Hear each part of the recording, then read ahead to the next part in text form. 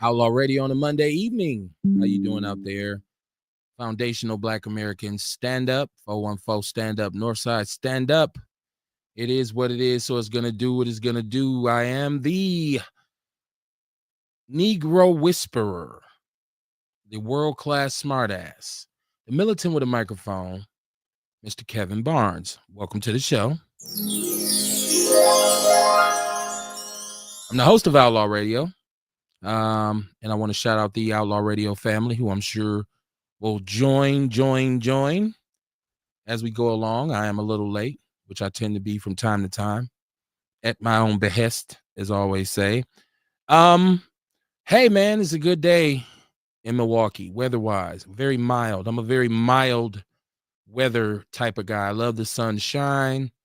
I love a nice breeze. I love a little warmth, not necessarily cold, but a little cooler. So it's, as far as I'm concerned, this was a great day. A very great day to be outside. Hope everybody found something that they enjoyed doing today and enjoyed the weather.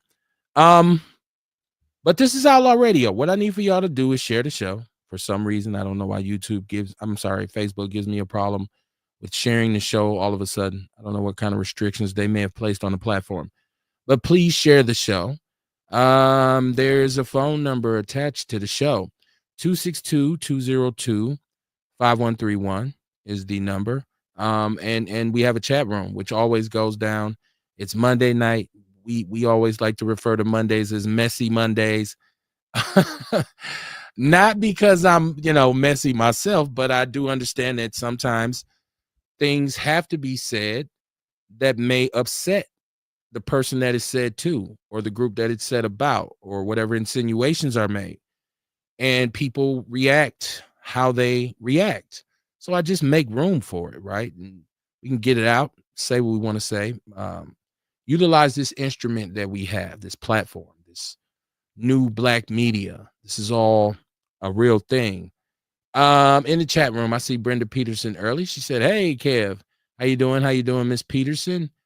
I wasn't on last Wednesday just because, like I always say, I had daddy duty. I had some stuff I need to do.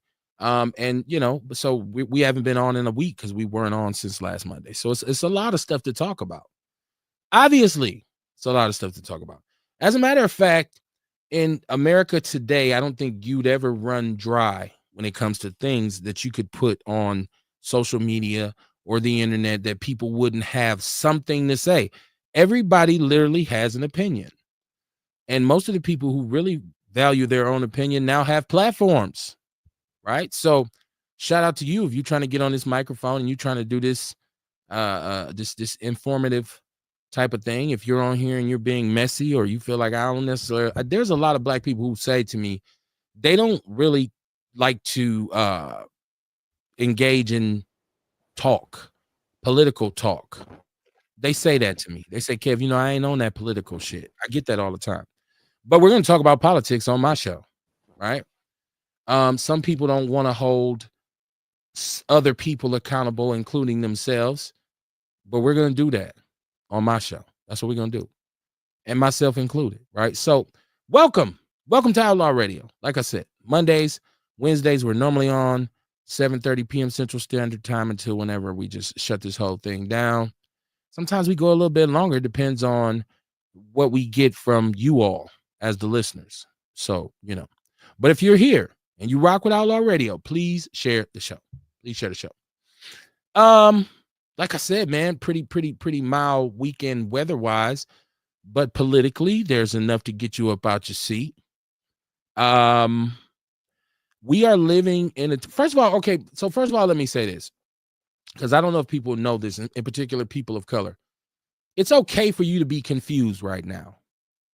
I don't want anybody to think about what's going on politically in America and say, well, I don't really know what's going on, so I don't want to speak on it. Because, there'll be some political pundit or somebody who assumes to be the end all be all politically, and they know they got all the facts, and they'll really try to come at you and try to, discredit you on that level. But I want people to understand it is okay if you don't understand everything that's going on. Realistically, we're all kind of looking around saying, "Hey man, what the fuck?" This is not the America politically that I grew up in. It's not. It is not the America politically that I grew up in. Things are different. And you know, that's nothing wrong with change. I mean, people evolve, things change. But so if you are unaware, if you're just looking around saying, man, Trump did this, he did that, they did this, they passed that, what they, I don't gerrymander, I don't redistricting, I don't know what's going on. It's okay. It's okay. And you can come on the show and say, hey, yo, explain this shit to me, cuz, and I'll do it. I'll do it. That's what we're here for. Our show is probably 85 to 90% informative, and then the rest of the 10% is just us on whatever bullshit we choose to be on. The disclaimer is the opinions expressed on Outlaw Radio are solely those of the motherfucker that said it. So know who to be mad at, right? So, you know, I don't agree with that. Okay, well, who are you yelling at?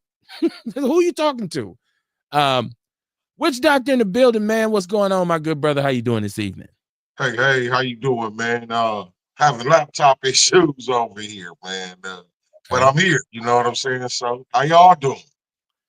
I'm good. Ironically, you sound better. So I don't know. It's you ain't got no delay. Everything is everything. So whatever you're using, you should put the laptop up and use this shit. Man, it's my phone. Hey, man, you got a good phone. Your phone's better than your laptop. What's good with you, man? How you doing, man? I'm good, man. I'm good. It's just cool. It's just cool. Okay. And Facebook is bugging on me again. I can't share the show. And it started off like this last week, and I ended up trying to reset, and it split the shows in two, and it just created a confusing situation. So I'm just not going to even until they get it straight, because what they're going to tell me is we're experiencing an error. Until they get it straight, y'all, please share the show. Please share the show. But yeah, man, how was your weekend? Because I was just talking about the weather was like I like it, pretty mild, nice breeze, some sunshine. You know what I mean, and not Yeah, it was a good necessarily it was weekend. cool. So Weather-wise, it was great.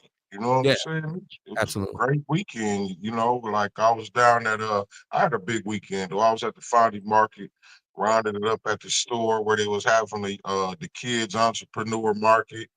Um, Sunday, we had the front porch series at the Sherman Phoenix.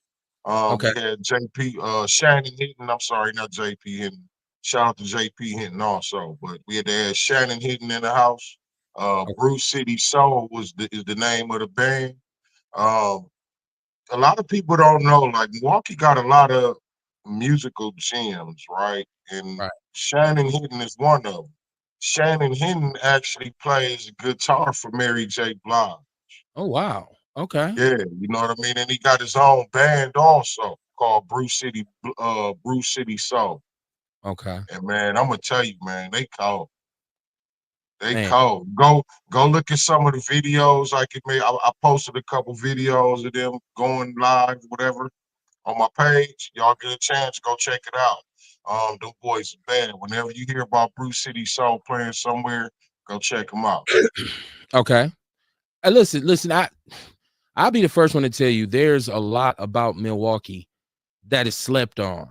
Like this is why Yeah. my pride from being born and raised here, and you know, seeing the things that have historically, there's just a lot of contributions, even towards the movement, right? That Milwaukee has been a part of, and people sleep on us. You know, it's black people in Milwaukee type shit, but it's all good. It's all good. I am, like I said, I'm proud to be from here, and you'll find those gems, Kamar. You'll find those gems Oh yeah. when you start getting out into the city, meeting people. hmm You know, you say, When you man, get when you get away from the clubs and shit, right. you know what I mean? Doing the clubs every night, you know, you get stuck into that shit. I know I was. I was stuck into that scene for years. And when I stopped doing that, I started seeing other shit. Okay. Well, yeah. Okay, so that's kind of like my point too, in that when you really get down to the cultural, the foundational Black American cultural part of Milwaukee, because culturally we have an epicenter here, and it is so many different organizations. It's so many different individuals. Once again, historically and presently, and people just glide over us. They just look over us, right? And even some people from here fall into that same trap. You feel me? So, hey, if you from the mill, big up yourself. Shout out to you. Yeah. And listen, don't get me wrong. We got some issues. We'll talk about some of them tonight. Murder, death, kill. A real situation where our youth at this point, for whatever reason, are behaving in a very antisocial way. Kamar. And we all point fingers, and that's one thing I've observed. I observed just kind of doing, because even when I'm not on the show or we're not doing the show, I'm still gonna be going through my what I call my information process, and I'm watching what people say. I'm watching what the sentiments are, and I see people just pointing blame. Black men have failed our kids. I see a very popular narrative that goes around right now that says single black moms are the reason that young black males are so fucked off. And I just look at it and I shake my head like, man, it's I don't think at this point is really important. Well, it might be important to figure out, who plays a part in it. But I don't know if it's as productive as it should be to point fingers and blame one specific element as the main culprit. You feel what I'm saying? I think they all Right. have to say, hey, I got a part in this. Let me do my part to change where I'm at. So, the bloody weekend, young people continue to die, get murdered, get shot, shoot people, careless, reckless driving, stealing cars. The behaviors have not changed all that much, and it's very disturbing, very disturbing. But you brought light to the fact that at the Sherman Phoenix they had something like you said, a youth entrepreneur thing or something like that. I'm sorry. Yeah, Okay, yeah, okay, yeah. There's a kid entrepreneur vending or marketplace that day. They had a lot of different kid entrepreneurs that did a lot of different stuff, whether it was designing their own clothes, um, making cookies, with different drinks, with different types of lemonades. I'm just thinking of different stuff I saw that day. But you know what I mean? I just think it's always dope when you get young kids in the mind of doing something for themselves, for making their own money. Because I think that's one of the problems in our community now. Our youth don't know how to make money. Our youth don't know how to make their own money. They don't want to get out and work for nobody, but then also they don't know how to get legal and get to it also. You know what I okay. mean? So I think that's big. You know what I mean? Teaching the kids that entrepreneurship ain't for everybody all the time. You know what I mean? But I think at some point we can all find some kind of side hustle that make us happy. That you know what I mean is something like a passion. I ain't saying turn it into a business, but do something that's productive that can help you at the same time. You know what I mean? It may take you a long way. You never know. Find your passion. Why Get would to anybody think that what you just said, like with a side hustle or like an entrepreneur pursuit, it doesn't have to be all in. It doesn't have to right, be, I'm quitting my job. I don't right, care. It right. can Be be, smart hey, about it. Be right. It can smart be, about hey, I'm generating, it's called multiple revenue streams. You can say, hey, I'm working this job. I know people who say, I keep my job because of my benefits. it. And on the Right. side, Yep. you pour into another endeavor. Now, if that Yep. endeavor ever gets so big and profitable and enables you or empowers you to say, hey, man, I'm not even punching this clock no more. I'm finna just Right. do me. You know what I'm saying? That's fine. That's the That's you know, and that's how it was with me. You know what I mean? I worked my job. I was selling my herbs and stuff. You remember, kid? And then it got to a point where I took a small, what they call it, a small term, a short term leave. And I took that time to see if I could sustain myself with my business. And over those 3 months, I was able to sustain myself. So I took that leap of faith. You know what I mean? I ain't telling everybody to take a leap of faith. Set yourself up to be able to take that leap. You know what I'm I, saying? I was there. I vividly remember the day you called me and said, Kev, I quit my job today. Yeah. This is what I'm finna do. I'm finna do my shit. But you had your job for a while, so it wasn't like you didn't Right. go cold turkey. You know what I mean? So Right. once Right. again, I ain't just but people might I ain't people have might an think that. idea and People I ain't quit my job with an idea. You know what right. I'm saying? You ain't just quit and then one day go to the Sherman Phoenix and be like, you know what? I'm selling sea moss. It didn't start like that. But my point in what what you pointed out, or what you kind of brought light to, is an event like that in which there are opportunities for kids to go and learn about entrepreneurship, or Mhm. start to develop what we call soft skills in terms of how you deal with people, and Right, critical thinking, and problem solving, and teamwork. You don't right. they don't that don't get the light, because I didn't see not one post, and maybe I'm looking in the wrong place, but I didn't see anybody except for maybe you and Ticey and other people who were involved with the Sherman Phoenix, pushing that was going to happen. So, but we Right. got all the news about the young lady who had the stolen car and hit the dude, and I mean, you Yeah, got they get video. all the shares. That's it. That's out there. So, but once again, it just makes me wonder when I see the internal war amongst us. We're fighting battles internally. Sisters is pissed at men, at brothers, I should say. Brothers is pissed at sisters, right? Kids is mad at adults. Adults is mad at kids. And Yeah. so what you got is just like a never-ending soap opera that never comes to a conclusion. It's just like, so that goes on, but that doesn't take away from the really, really, really beautiful foundational Black Americans that live in this city. And I tell people all the time, if you think the North Side is full of cutthroats and savages and people who don't want anything, you are entirely wrong and probably racist, because the majority of the Black people on the North Side are some of the most loving, accepting.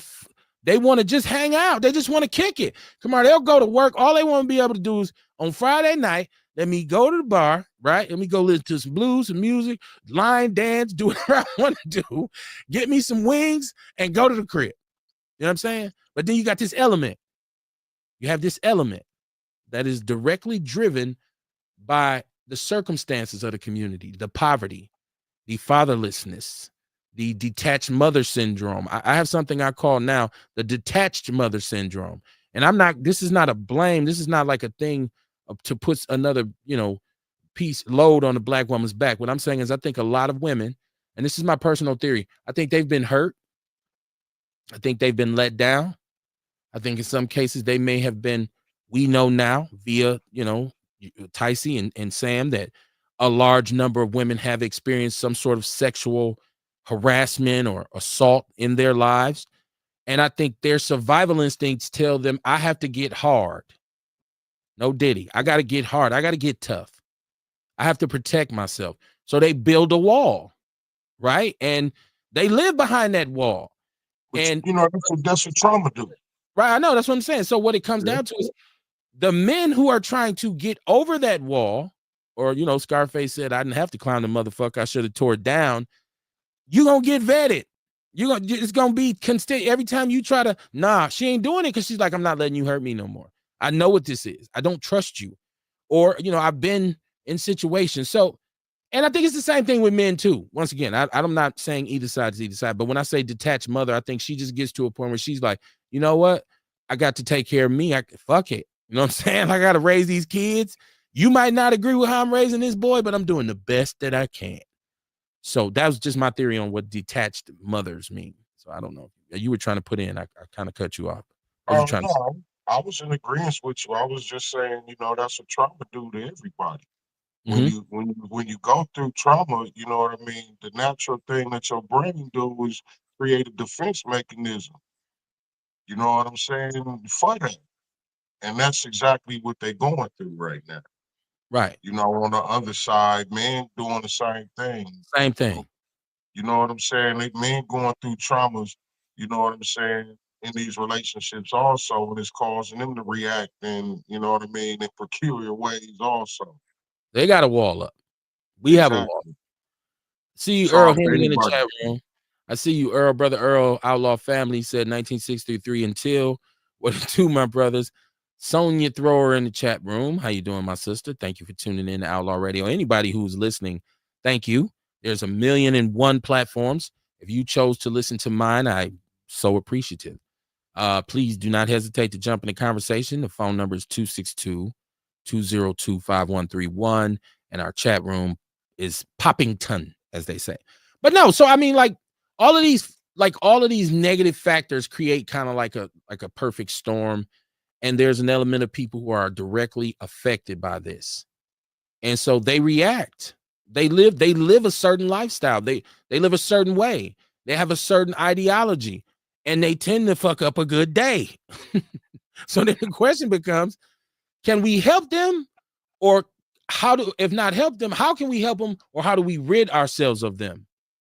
So it's empowerment versus incarceration, right? And so it becomes a difficult thing, man, and that's why the city's so siloed. But it's still for me, I wouldn't have wanted to grow up anywhere else. I still stand on this. I had the greatest, most beautifulest, if beautifulest is a word, I had the greatest, most beautifulest childhood.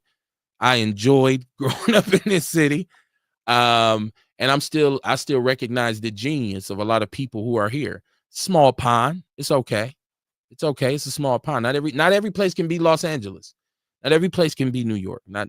So, but yeah, we got a problem. And the hot ticket now is the resistance and the blowback on our mayor for hiring Adam Porcel as the director of the Office of Wellness and Safety. I knew I was gonna get it, Kamar. I knew I was gonna stop saying Office of Violence Prevention pretty soon. Adam Porcel. And he's controversial because apparently, well, not even allegedly, he was convicted and did 25 years for the murder of another gang member on the South Side when he was 15, went to jail, done his time. From what I heard, at first he had life, but he was actually released back. Now, they said on one hand, I hear people say he's done this incredible work with reentry because that was his focus. And the mayor, for whatever reason, and I think it's just because this brother in this city is one of those things where it ain't who you know. I mean, what you know is who you know. And obviously he knew somebody who knew the mayor, right? So they pull his coattail and said, nah, this cat right here is whatever. I got a question. Like, I mean, I'm on my people's side, don't get me wrong.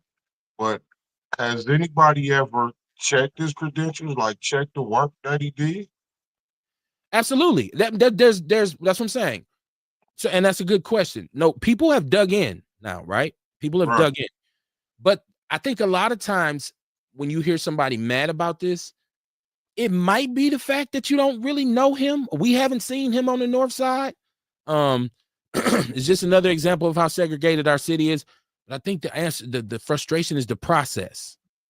Because there were 3 finalists who spoke. They were required to go through this process and speak to the community and tell the people what they would do if they were faced with the task of running this very important, but to this point, ineffective office. And the mayor said, nah, screw the process. He brought him in. I got the right to do it. It's almost Trumpish. I can do it, so I'm going to do it. Right. And people are upset. I seen Vince Toney going down to City Hall demanding, he wants brothers to sign. He says we brothers need to get together and stand against the mayor because those individuals who were finalists and they didn't even get it. This dude didn't have to do any of it. So people are frustrated about that. The process and the pick, they're frustrated about. They're frustrated about both. Sonia Thrower said, hey guys, how are you doing? My sister. She said, I know what you're saying. Thank you. I'm glad that you can kind of see where I'm coming from because a lot of times people can't. But no, come on, and I understand both.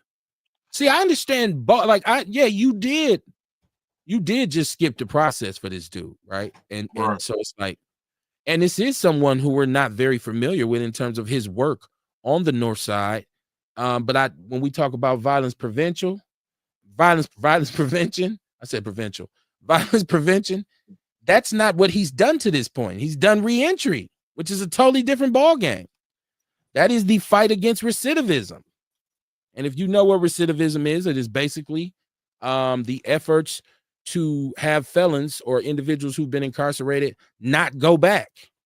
So how do we ease your transition? But you know what? That's in a sense, though, Kev.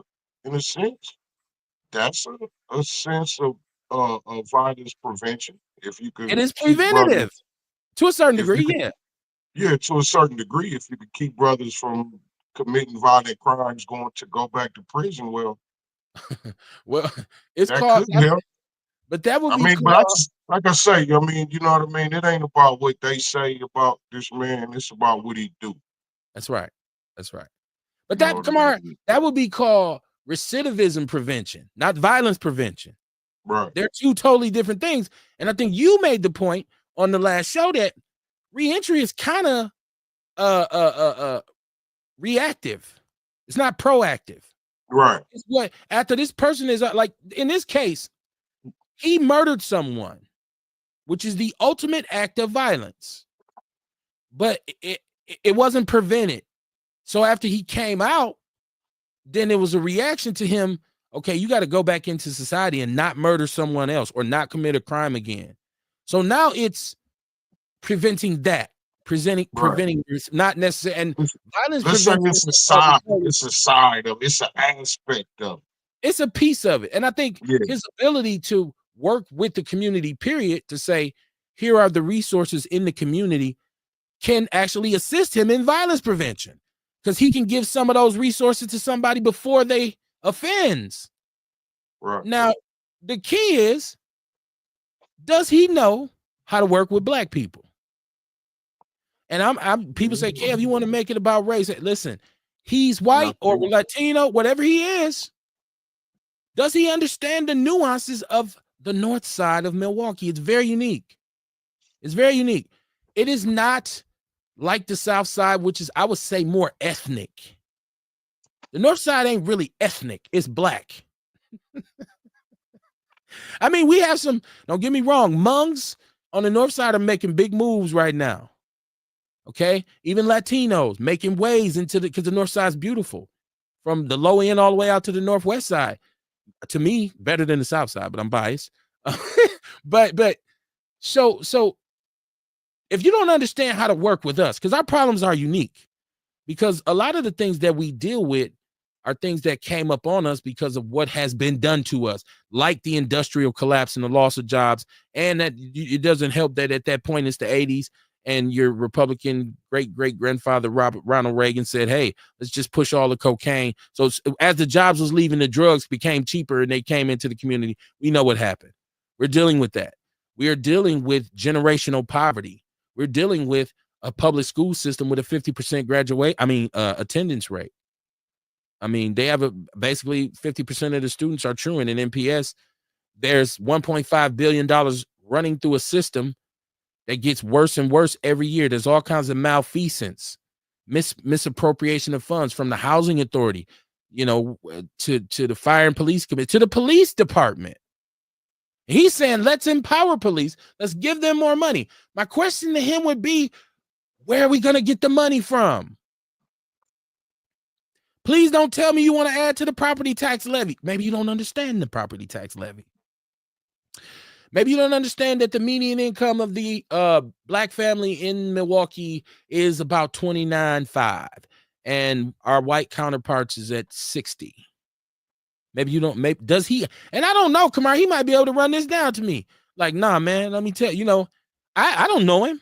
So, but if any complications arise, it's going to be his ability to penetrate the silos. And if you want to discredit them or discard them and think them, and you can say to them, no, y'all shut up and listen to what I'm saying because I'm the director, you're gonna have a hard time because the people got power, and collectively we got too much power. That's why they do what they do, which is another show. Who's this in the chat room? Shout out to Kerry Walker Jones. She said our president is a felon. Nothing else will surprise me in politics. We'll talk about the president for a minute. Dion, what it do, homie? He said, what up, my people? Brenda Peterson said, I guess he'll find out when he rolls up. He just might not be going back. It sounded like they had other great candidates, so why this guy?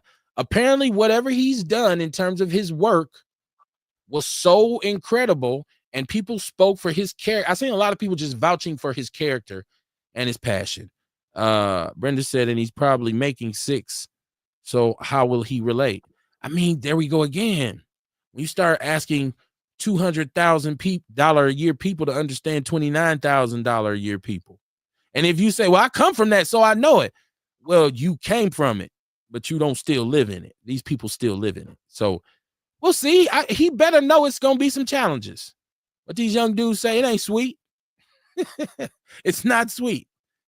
And I don't think, and once again, I got to give you credit, brother, because I know a long time ago when this whole Office of Violence Prevention thing was floating, and we had Reggie Moore and all of his people, we had damn near the whole office on the show.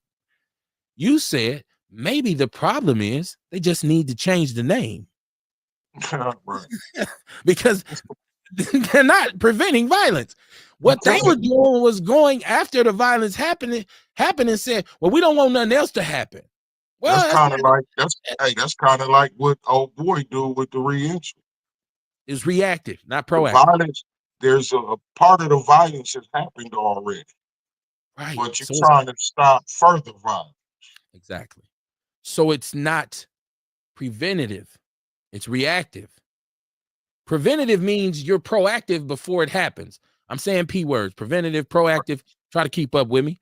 It's all good. Carrie said another 5% sales on the poor. Well, that's what I'm saying. When when you come in and say I'm about to apply pressure, and I think we need to get a police more. Well, I think the police already have probably about a $500,000, $5 million a year budget, maybe more.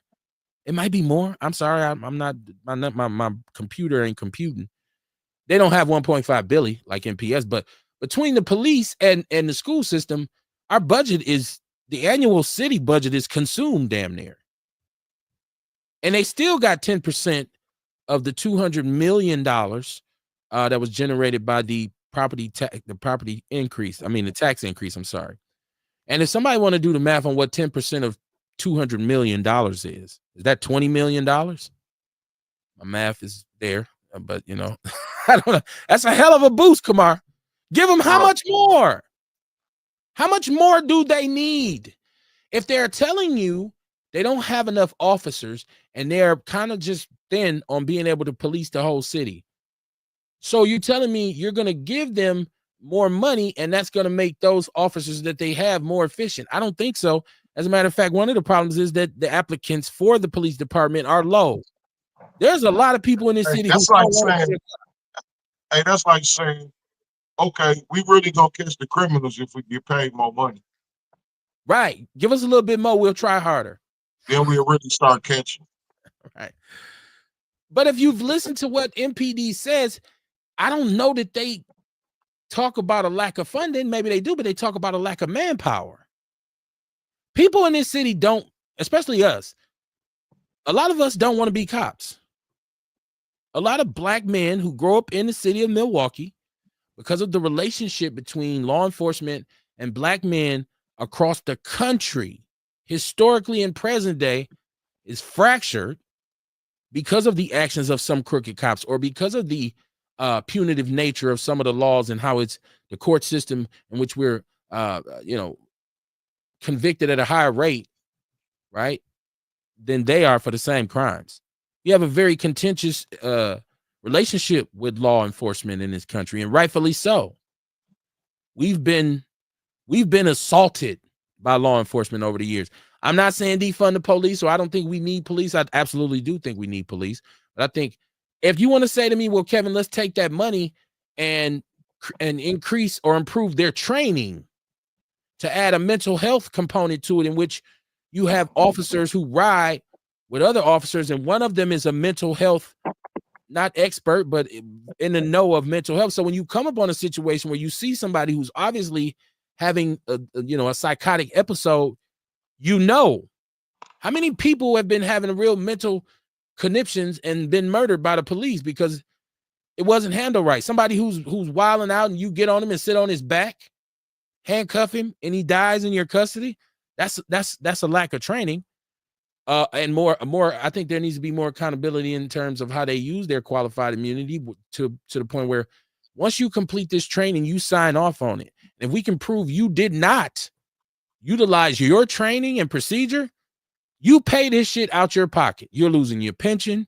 You're losing your retirement fund. You're going to have to pay for your lawyers. I think it should be done like that. People say, "Kid, well, they're just going to lie because they protect each other." Well, okay. Well, I'd rather come up with something to try than to come up with a reason to not try. Brenda said, kind of like me doing an internship at the Choice School Kitty Corner from Urban Day on 24th. Wish I remember that school name. Man, I didn't have a clue what I was getting into. Yeah, if you ain't from the North Side, and especially if you ain't black, and I believe, Brenda, correct me if I'm wrong, but I believe you're Caucasian, which is not a problem. But I'm just saying it's hard. You looking around saying, man, these people crazy. Come on, imagine coming to this community and you from Oconomowoc, just to sit and hear two young brothers talking. You don't know what the hell was just said. What the fuck did they say? Why does he have a hoodie and a baklava on and a coat and it's 90 degrees? I don't get this. I've never seen this. What's going on? You won't know. He said, this is Earl Henning. He said, we will see in the gates of hell. Erica Hunt, what it do? She said, what's up, Outlaws? So yeah, I mean, this is controversial. And I, like I said, I rock with Vince. I rock with Vince. She said, yeah, I'm white. And she said, yeah, I'm white. Not like, yeah. So yeah, shout out to Brenda Peterson. But I seen Vince, Tony. I rock with Vince. Vince is a one-man, campaign. And once again, we get into this thing where there's a difference, there's a generation gap, right? With some of our people who are in the community doing the work, they cater to the young legs and the young energy. Then that middle group, Kamara, is us. Well, we done got older, but we still ain't young. You know what I'm saying? We ain't babies. We still got some mobility. We still have, and we're next up to be totally in charge. And then you got people who are older who kind of only appeal to each other. Like I'm watching my brother Walter Lanier. I'm watching his what he's doing with his events. And I don't know everybody who's in the crowd, but what I see is a lot of older brothers there. Maybe he's, working with some young people. I'm talking about what I see. He's working with some older people. And then you have brothers like my brother Vaughn Mays, who's in our generation, who's still working with us. We 30 up, right? 30 and up, 30 to 50, 30 to 55. But then you got the young brothers like the brothers Seville or Sedan. Which one is it? Sedan? Okay, yeah, Sedan. Yeah. Sorry. He's working with the youngsters. And they're all those groups are separated. They're all separated. And it's neither one of those brothers' fault. I'm not blaming them for it. I'm saying this is another kind of system of silos. We have this generation gap.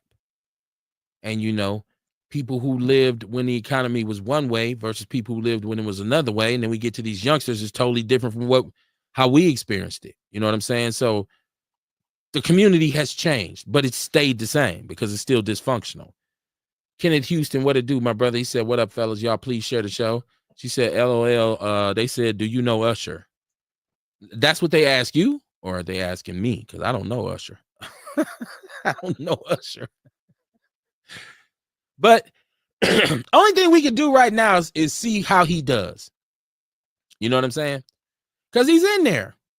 The mayor had the right to say, I got the last word on this. I'll make the decision. Y'all fall back. So we're gonna see. Let's see how he goes. I mean, when they put the sister in there, I think there was already some controversy and some contention there, and she didn't really survive it. My sister Anita Holman, and then Ashanti Hamilton came in, and he did whatever he did, but obviously something was off because he left. So let's see what goes on with this. I'm just gonna be very crucial. Come on, I would say his first 60 days in that office. Because that's where you either form or you either build bridges or burn bridges. Not only with the people in the community, but the people who are there, who, if you've been there long term, now you've been through 3 different directors, all with a different mission, all with a different methodology, and for some of them, a whole different name. So those first 60 days, man, let's see. Let's get a brother a shot. Let's see what he does. Ain't nothing you can do about it anyways. Don't get your pennies in a bunch. Ace Cooley said, well, what's up, fellas? Most of the police department has mental health issues. He said most of them have mental health issues. You have police officers on anabolic steroids just to keep up. We got cops that were socially awkward in high school and now are angry. As far as donating money or training is a waste of time because they are already getting the most out of the budget. We need to change the culture of policing. Okay. You're not gonna get no disagreement. Anything that's broken needs change. So you won't get me to disagree with that. And all those things you named off are human nature. And when you get a group of people, you're gonna have somebody who's suffering from something, another person who's dealing with something. Until you start making them clones, and they're all just devoid of emotion and humanity, then you're going to have these issues with maybe police who are going one way while the others are going another way. Everybody's motivation is different, no matter what job it is. Some dudes wake up and say, today I'm going to be the best officer that I can be. Some dude wakes up and says, I'm trying to get to retirement so I can quit this bullshit. And some of them like, I'm just trying to get home. I'll be scared as hell when I'm down on Buffum. She said they asked her, did she know Usher? Wow. That's a weird question. Sonia Thor said that the police train twice a year. Beauty Waddington, how you doing? How you doing? She said, hey, family. How you doing, Beauty? Brenda said 60 days is a good timeline. Well, normally with any job, you'll get a 90-day review, right? You'll get a 90-day review. And that will probably be how they measure him. But I'm saying what I'm going to be paying attention to most is the first 60 days. Because what impressions is he going to make? Especially keep in mind, this is someone who came into this job saying, I'm going to put the pressure. I'm going to put the pressure on these people. And I've been saying Beauty's last name wrong since she started listening to the show. She said it's Wadlington, not Waddington. So I apologize, Beauty. Wadlington. Okay, like Wadlington. Go ahead, brother. You sound like the type of person that'll be with, the way he said that, what you just said, he sounded like the type of person that'll be with the soldiers and shit coming in, the National Guard. It sounded like he'll be on that side the way he said that. I'm gonna put pressure on them. Like, who the fuck is you, man? And not only did he say that, Kamar, but he You ain't said the police, nigga. He said, and I don't know if people gonna be able to handle the pressure that I bring. And it ain't about the people. You know what I mean? Handling pressure is about how the people are being handled for the most part, too. How much more pressure do we need? Because, okay, just as a segue from that to this whole thing that Trump is doing with bringing the National Guard into cities because he's saying the crime has gotten out of control. Basically, the police forces and the mayors in these cities, and some people say he's only going after cities that have black mayors. I'm seeing a lot of black people who agree with this. Don't get it twisted. There are still a lot of black Trump supporters. There's a lot. Once again, it tends to be older brothers and sisters. I'm just going to say that because the youth seem unified in their disregard for Trump. And but there are some people who feel like this is what we need to do with crime. We need to bring the National Guard in. And I don't agree with it. I think it's counterproductive. Instead of working with these cities and maybe allocating some federal resources, to me, to send the National Guard or deploy the Marines like he did in Los Angeles is like a bully move. It's like a show of power. It's some dictator shit, right? Like the way ICE, and see, people make the point of Obama actually deported more immigrants than Trump has, which is very true. And I think most people, if they have any sense, understand the complicated situation when it came to immigration. And has America or the Democrats or the Republicans ever dealt with it as harshly as they could? Or no, that's how we end up with a problem. But it's not what you do, it's how you do it. For you to send Gestapo, officers with masks on who nobody even knows who these dudes are, and you sending them into the communities, They're terrorizing it. Just a little child who sees this is traumatized. And so it shows you that if you don't agree with me, I will deploy my armed forces on your ass. That's diabolical. So if you're a person who thinks, well, that's what they need to do. Well, no, that's not what they need to do. No, it's absolutely not what you're taking, especially when it comes to the National Guard, because they're not official soldiers. These are citizens. These are your peers. Your neighbor might. I'm in the National Guard. He goes off every month or every whatever, and he come home. He say, "Cool." Now all of a sudden he coming back in your neighborhood on patrol. It's like, Bill, what you doing, man? You know what I'm saying? I just don't agree with it, and I'd be so confused by. It seems like people who like Trump have kind of like a selfish interest. It's like if they can use his narrative to benefit them personally and individually, they support him. Fuck everybody else. Don't matter if 1 million people suffer if I get a tax break. Are you out your mind? Like that's insane. So yeah, that's another point of contention in our community right now, is that some people feel like, because they're saying Chicago is horrible.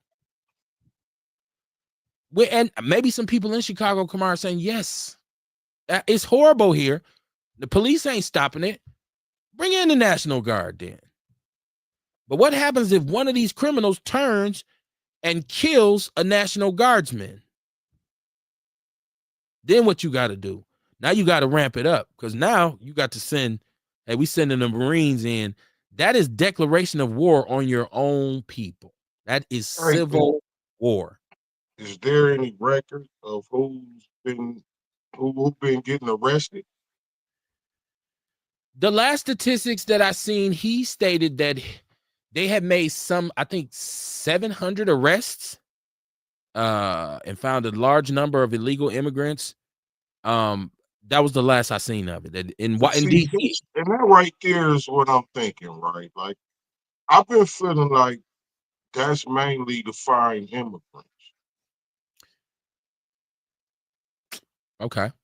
I'm just saying that's how I feel. Like, it's mainly to find immigrants. Cause like I ain't heard about no black people getting roughed up and snatched up, took to jail and all kind of shit. And you know what I mean? Like, we worried about them over patrolling our communities with people who don't know how to patrol or even communicate with, you know what I'm saying, in a great way. But like, I ain't heard nothing in the community. And the only places I've been seeing these people being deployed is like sanctuary cities. Well, DC and LA so far. So I'm wondering, is he really doing that to find immigrants and using it to say, look, he's stopping crime with this shit? Hey, I hate to say this, but it's true. To all the black communities across the country, be it Chicago, LA, New York, Milwaukee, wherever. If we don't want this, then what we need to do is sit our asses down and stop with the bullshit. Because that itself is giving him justification to do what he wants to do. So it's like we say, Kamar, if you on this block hustling, you should be proactive in saying, hey man, don't make the block hot. If you out here shooting, fighting, beating up dope fiends and got everybody outside and y'all deep, you're saying, hey, police, look at us, come get us. So if we as a community really don't want this, we should be telling ourselves right now in the community, all the bullshit has to stop. Put the guns down. Stop it. Kia boy, whatever you are, the YN, whoever you think you are, listen. When they come, they coming. And if you out there and you're on some bullshit and you get accosted by one of these National Guardsmen, whoever, what can I really say? Well, he was out there on some bullshit. You know what I'm saying? And when they take you away, the community will be better off because of your removal. If you're dysfunctional. Let me get my chat room.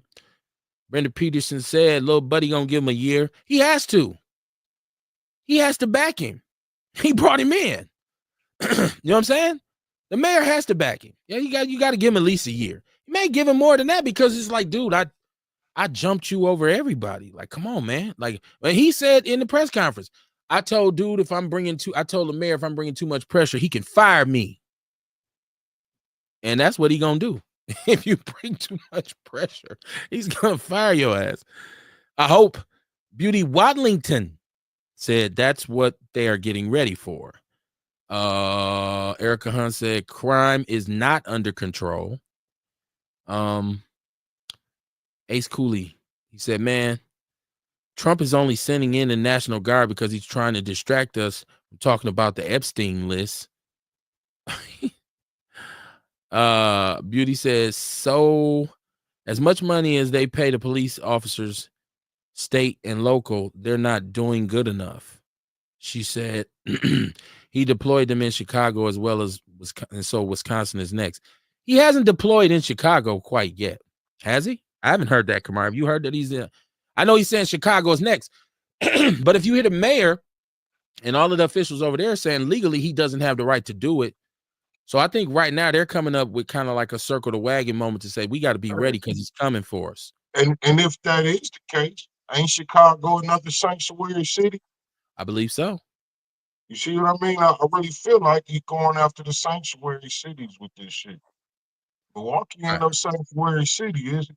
I think we are. Kamar. I think we are. Were they deploying immigrants and shit here like that? Like they weren't doing that like in Chicago and New York and shit here. I think we got our fair share, but by and large, Wisconsin's a very conservative state. So a lot more conservative than Illinois in terms of how the cities run. And I don't know if it is, Kamar, so I'm not saying you're wrong, but right. I don't know. I'm just going along with this theory that I just said. Right that's now, all it is. Because that's all it is a theory. I don't know. We haven't really even seen the ICE raids here like that. We've had some. We had they are snatching people up, I'm saying, but I haven't seen ICE come into my neighborhood, and there's people who are, I would say, I don't know if they're legal or illegal, but immigrants in my neighborhood. So they can off on the south side though.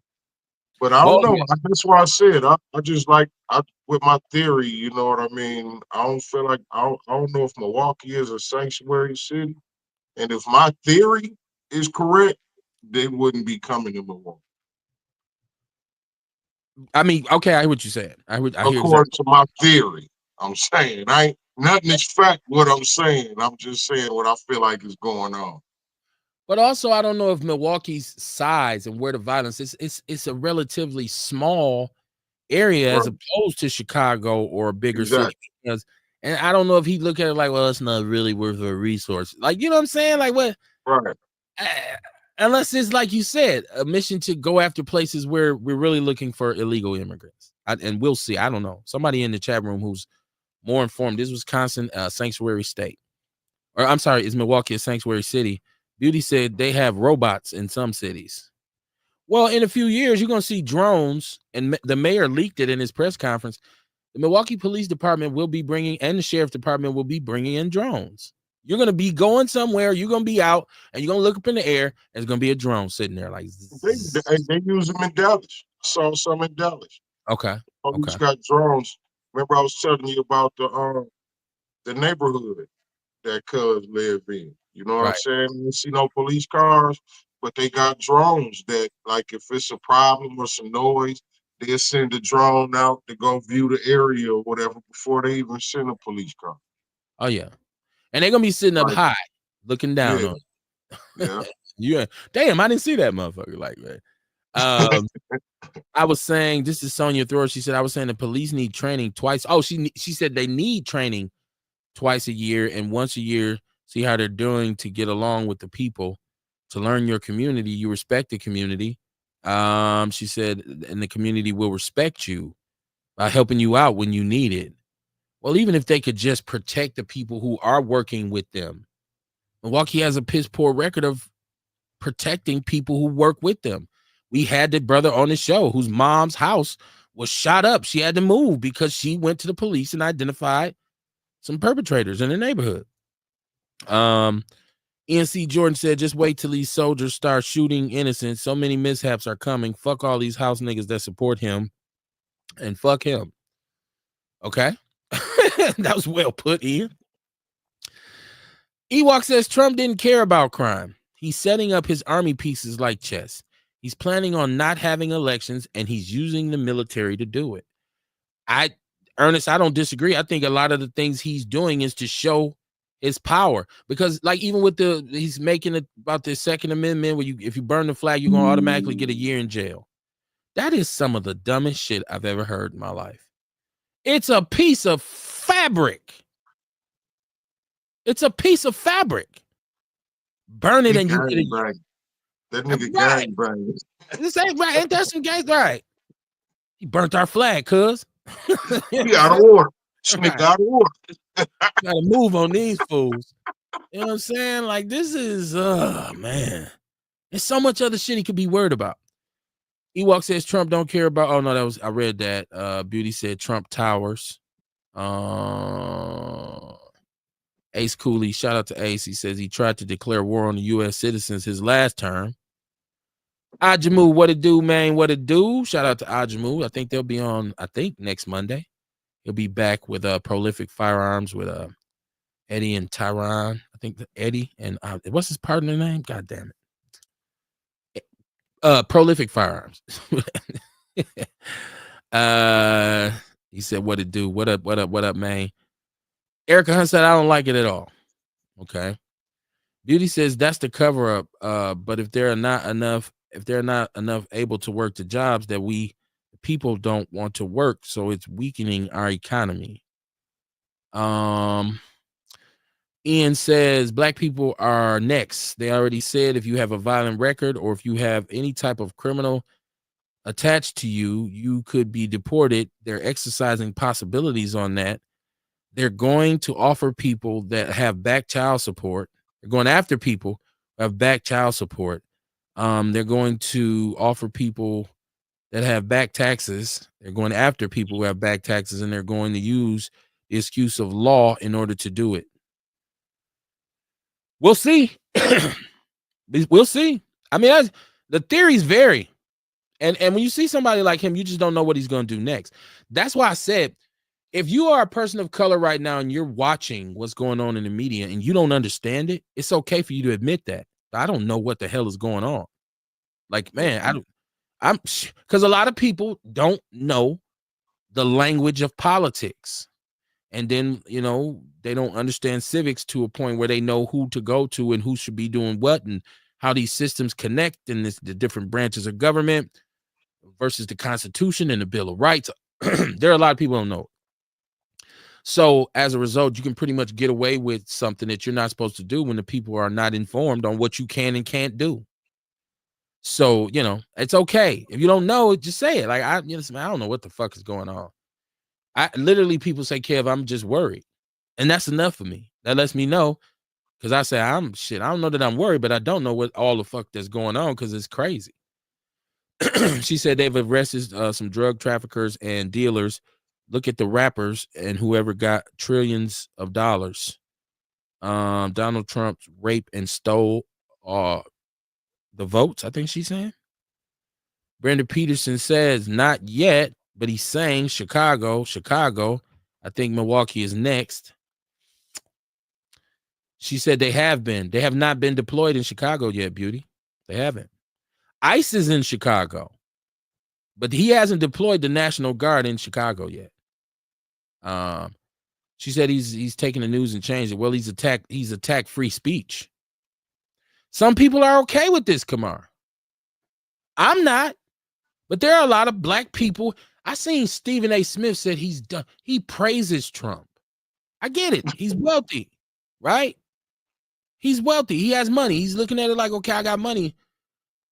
But once again, it's when he does something and what he was saying is he done more to stop these wars. And I'm like, well, he hasn't stopped the war. Did he stop the war in Ukraine? I don't know. I think they violated the peace treaty in Israel and Gaza. I thought they signed and then blew some shit up right afterwards. So what has he stopped? Brenda Peterson said Minneapolis, St. Paul are both sanctuary cities, and they've been here too. Talking about ICE, right? She said he's mentioned Milwaukee. Yeah, he mentioned a lot. Like he might be just trying to stoke your fear, right? Ace Cooley said, yes, Wisconsin is a sanctuary state. I just went to the Dells and the Hispanics done took over the Dells. I didn't Damn. know they had sanctuary states. I thought it was sanctuary cities. Cities. It's sanctuary cities, right? Hey, he said, hey, that was borderline racist too. He said he went to the dance and the Mexicans was running it. They done took over the Dells. Oh shit. Oh, shit, dog. Come on, That's cuz. That's what's up. Shout out to Ace, man. Kerry Walker says, Kerry Walker Jones says, I saw them a lot in Vegas. Okay. Ace said, he said if you're in the sticks of Wisconsin, Ice getting you. I don't know if you can hide from Ice right now. Said he's fattening us up to turn us over to Putin. Damn. Man, shit. Beauty said he got all the KKK running in the United States. Theron, what did I say? I said Tyron. Again, I'm gonna say this again. I don't know if they get rid of their biggest consumers. Yeah, this what I'm saying. Like, who gon' right? That'll Right, fuck you're the right. economy. That'll fuck their own economy up.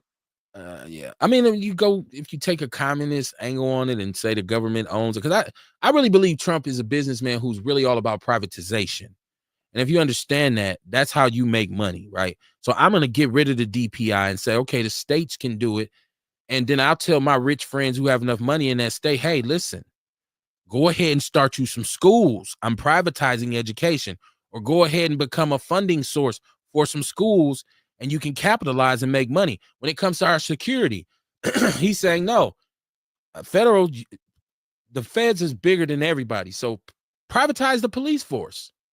And like, go ahead, make it like BlackRock. Like, so I just think he's a businessman, and his whole thing is to create situations where his rich friends can get richer. Shout out to Ajamu. He said Theron is his name. I said Tyron. I am horrible with names, y'all. Listen, you can have your name on the screen and I will mispronounce that shit. I'm just horrible with names. So shout out to Theron and Eddie Silas for Prolific Firearms. They'll be on with Ajamu on Monday, I believe.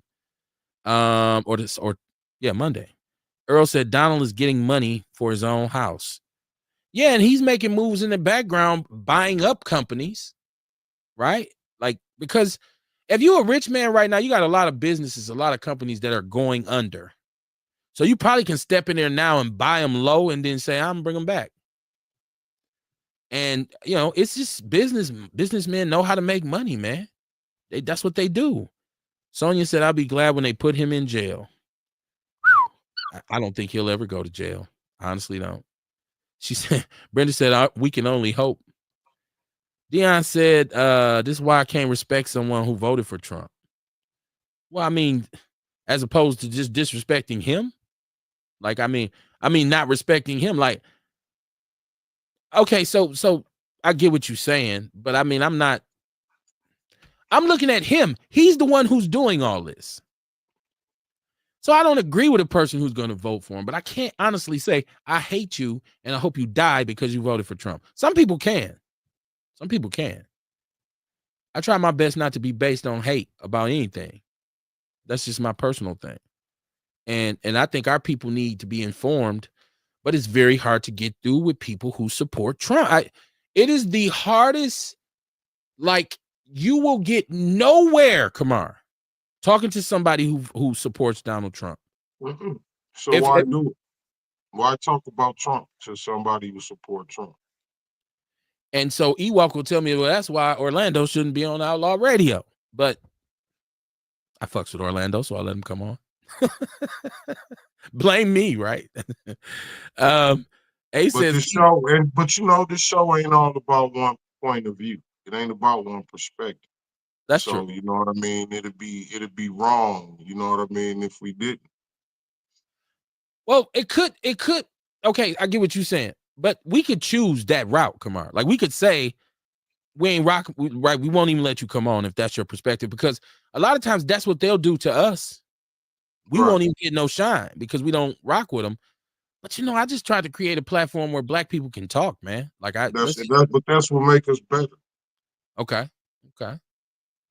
Always willing to hear everybody's side of the story, right? That's what And makes us better. You know what I mean? We ain't pushing one idea on everybody. We ain't pushing one thought on everybody. You know what I mean? We give it multiple thoughts. We give it put multiple perspectives out here for the audience, so the audience can weigh them up themselves and pick and choose on their own. You know what I mean? And I really think it's to our advantage to allow him to speak. You know what I mean? Because they answers and they shit they just be so fucked up in they shit. You know what I mean? So it's really to our advantage to let him talk. well, I'll tell you what. The Outlaw family gives it to him. Yeah, Anybody who they so definitely gonna get it to him. they get to say what they want to say, he gets to say what he wants to say. And a lot of times we just call that Messy Monday. We just call it Messy Monday. Um, this is Ace Cooley. He says, keeping it 100, he's going to trigger a civil war. Remember, their numbers are already down. It will take them out of the majority because people are not going to just stand by and allow him to violate their rights. I think he's definitely flirting with civil war if he's going to deploy the military against normal citizens. That is the first sign that I'm going to use my military against you because you don't agree with my policy. It's Hey, and then that also would make my theory right about a race war. yeah. You know what I'm saying? Like it ain't gonna be us fighting. They gonna be fighting each other about that shit. That was what the whole Civil War was about, right? Yeah, we're going to get drawn in because there's a large number of us who think white ice is colder. You know that. They Yep, going with massa. They that's right. they get That's right. We and see they them going do it now. We see them do it now. We just talked about them. They call into the show, and you know what I mean. They do it now. They and they're think going to white make ice. sure They think white ice colder. that they turn on us and say, "Well, we good niggas. Them the niggas y'all want right there." You know what I'm Yeah, saying? and them gonna be the niggas that they shoot first. Yeah, somebody getting shot. You know how they go. They gonna kill the niggas that's on their side first Friendly fire, right? But the niggas in the hood gonna before kill they some niggas. turn on. Cause here you're gonna notice that a lot of the niggas, I don't want to keep using that word. You're gonna notice that a lot of the brothers, right? A lot of the brothers who are in the hood, like street cats, that's in the trenches, the real grimy go getters, they'll hesitate if it's a white man, but if Right. it's a black soldier or another black person, oh, they shooting the shit out of them. They shooting the shit out of them. Mhm. DeVille Willis, what it do, man? He said, Outlaws, how you doing out there in Vegas, man? How you doing? How you doing? Q Love. Beauty said, in the last year, how many billionaires have died? I don't know. I don't know. What that got to do with the price of tea in China? I don't know. I'm pretty sure Beauty will make it make Hey, sense, right? please help us out. Please help us out. We'll figure this one out. Um, Brenda What you Peterson mean? said they're still bombing. So yeah, in Israel, they're still bombing. So it ain't no peace. What is he? Come on, man. Like that's what I'm saying.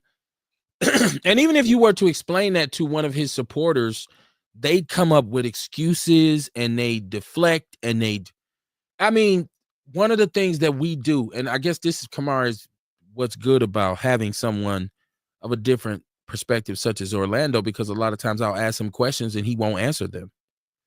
And we'll present him with something and he won't address it directly. He'll try to utilize his gift of speech or whatever he thinks he has, he uses it to kind of say no, and basically it's designed to make me think, oh well, maybe I'm just he's so much more intelligent than me that I didn't ask the question right. So, but that's cool. That's cool. It is what it is.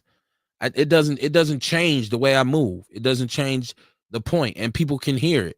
So people who are listening to the show say, I don't know how many times we've been having a conversation and all the comments are, why won't he answer the question?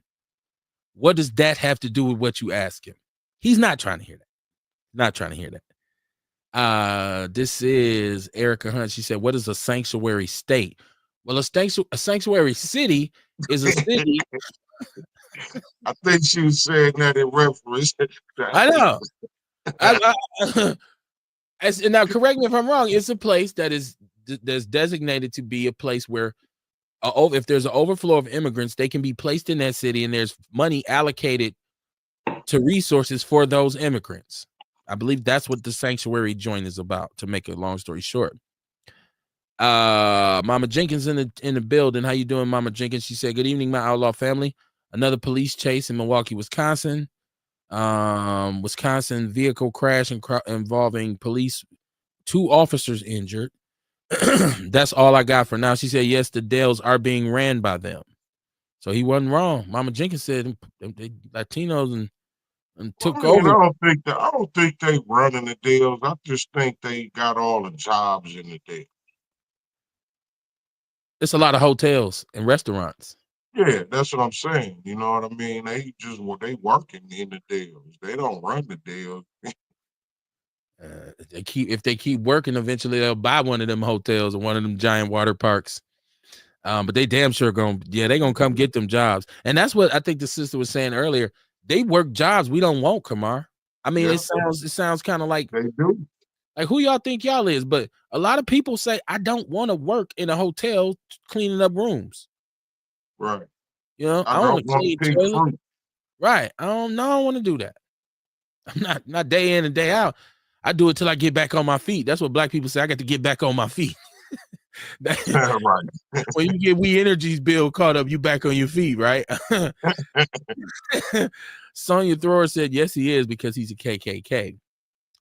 Beauty says putting his statue in the White House. He has all kinds of microaggressive moves. Once again, if you're going to talk to somebody who supports him, do not expect it for them to have a aha moment. They're not going to say, you know what? You're right. You're right. Even I use this as an example because Orlando and Rick Muhammad are 2 of the only brothers who I know that I've been cool with that support Trump. But I've had a conversation with Orlando where I ask him, like, hey, man, you think this is right? And it could be a multitude of things. And he'll say, well, I don't agree with it, but he won't say it's wrong. But then he'll immediately bring up something else he did. His attack on who goes after museums? And then to say these museums are doing too much because they only focus on how bad slavery was and not how the good things. Well, Tell me slavery was something bad. good about it. Slavery was bad. Tell me something good. Anything. Well, just don't focus on it. But it went so long. A lot of the times that they flash back on in terms of the good old days and make America great again means you want to go back to the times when we were oppressed. You want to go back to the times when we had to sit on the back of the bus, so we had to drink out of a different water bubbler or go to a different bathroom. In your mind, that's what you think when America was great. I'm here to tell you it wasn't. You know what I'm saying? So for you to say, well, why we keep focusing on how bad slavery was? Like what? Young dude says, you cool? Is you all right? Are you high? Like, come on. This is what I'm saying. And they'll run with that. His supporters will say, well, Kev, you got to understand, this country is great, and slavery is only one part of it. And it's like, dude, stop it. It is their job. If I run a museum, my job is to tell the story as accurately as possible about something historical. Whether it was good or bad ain't my job. I'm just going to tell the story about, I'm going to tell the truth about what it was. So it's just dumb. Dion, can you hear me? Yes, can you hear me? I can hear you. What's going on with you? What's on your mind, man? Welcome to Messy Monday. Oh, man, nothing. I missed you Wednesday, man. I meant to call you and see where you are and shit, but, I started that new job, so my head kind of been in the air. But what I was about to say, so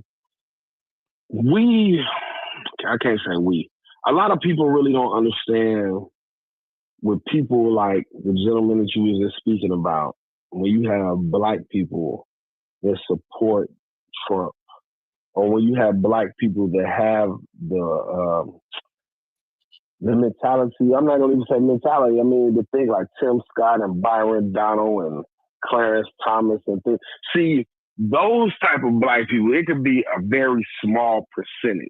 It could be, we could say 0.1% of black people that feel like racism don't exist no more, this, that, and the other. So when you have those black people that are out in the forefront saying those things, the white people, they're like, oh yeah, they got past it. You know, that's the whole reason of what's going on in Texas, why they're doing that with the congressional seats, because you know some of the seats in different states or in different states, not only Texas, are allocated to speak up for minorities. So they're looking at like slavery is not slavery, but racism is behind us. Because, you know, when racism was very rampant and it was, oh my God, everything was racist. We had to have people that spoke up for people that look like me and you, and other people that don't look like us, you know, minority people. So now they feel like the racism is still behind us, this, that, and other. But see, the only reason they feel like that, because you have black people as such saying those things. It was a guy, I can't think of his name. He was doing the Ronald Reagan administration. I should Google it real quick. And he ran on ending affirmative action. When it was a college in California, I can't remember, I think it was UCLA, it was one of them, but it was a lady that wasn't admitted, and she wasn't admitted due to the color of her skin. So they went on this big rant about affirmative action, because that was one of the fights against with Clarence Thomas, ending affirmative action. And see, people just look at, like we always talk about, well, I didn't personally benefit from DEI, but it's not me nor you. But it could be somebody that has a handicap. It could be somebody that has a speech impediment, that's blind, or whatever, that benefit from being included in the workforce because they are diverse. They don't function like you and I do. They could be blind, like the guy that used to work at Walmart. They had no legs and things like that. He wanted to work. Now, he's not functionally capable of doing things like you and I, but they had to include him.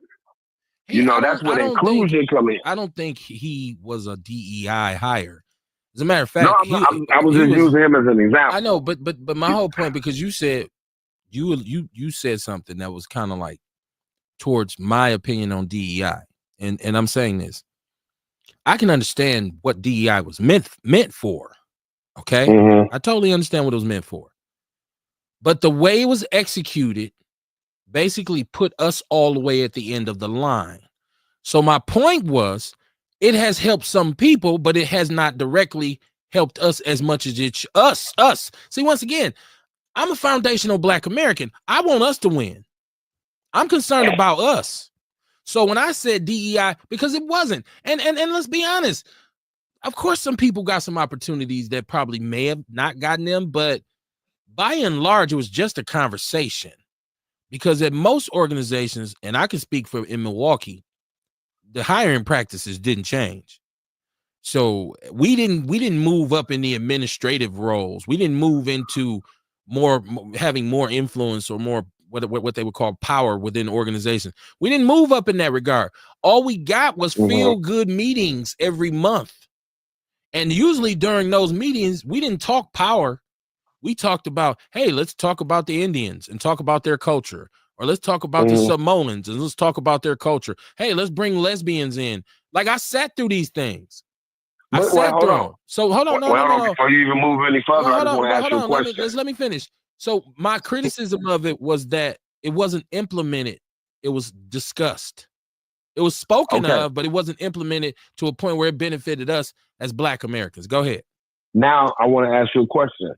When you said, are you talking about your particular, the network that you was in, your job environment, or are you talking about as a whole?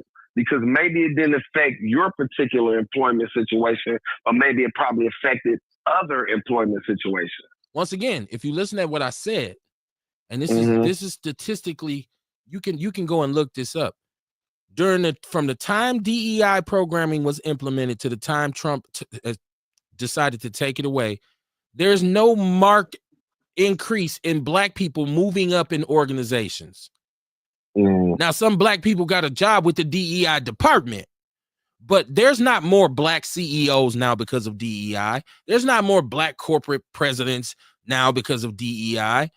No, they're going to still hire black security guards, black janitors, black secretaries. But when it comes to those VPs and those CFOs and those CEOs, those are still white. They still hire white, even in the midst of my, and I compare it to, because I've spoken to people who work for other organizations and asked them this question specifically, and they said no, it didn't change the dynamic of that. Now I had Walter Lanier, my brother Walter Lanier. He and I had a conversation. He actually came for. It was my turn to do the DEI presentation. I brought Walter Lanier in and talked about why DEI was not working for us as black people.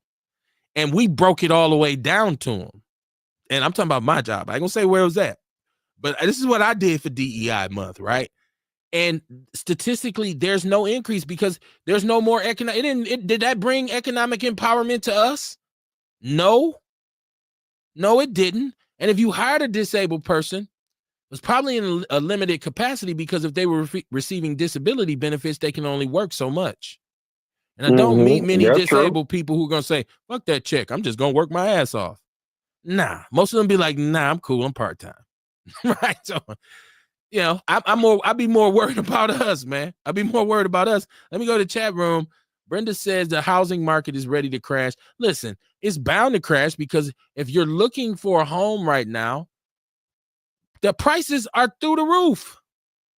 This is properties that I know were maybe $150,000, $200,000 4 or 5 years ago, even now are $300,000. That market can't last because the economy doesn't support it. Because these ain't the mansions and the estates that the 1% buy. These are supposed to be the kind of middle tier, upper middle class homes that pacify us, to make us feel like, hey man, I feel so good. I was able to take on $300,000 in debt from a bank. I own my home. I laugh when homeowners talk that shit. Yeah, I own my shit. I own my shit. Well, you do until you file behind in your mortgage. Then the bank owns it. Until you pay for it fully, you don't own it. But even after you pay for it fully, you still got to pay property taxes. Well, you don't own it. So stop flossing. That's what I'm saying. Like, it's great. It's a great accomplishment. I'm not knocking it. I'm just saying, when I hear the people like, that's a flex, like, yeah, you don't own your shit. I owe the bank $350,000. I'm gonna be paying for the next 30 years on my shit. I own my shit. You're like, oh, well, that's interesting. That's cool. Like, but if I get behind, or a person who rents get behind in their rent, they're gonna get evicted, right? Get behind in your mortgage or your property taxes, you getting evicted. It's the same process. So if you want to just feel better because you worked so hard to earn how to owe some more. I worked so hard to get my credit up. They gave me the ability to take on more debt. I mean, and I'm not trying to knock people who got their own home. I'm just saying sometimes it's what you say. You muted, Kamar. I was saying, think about the logic of it all, you know?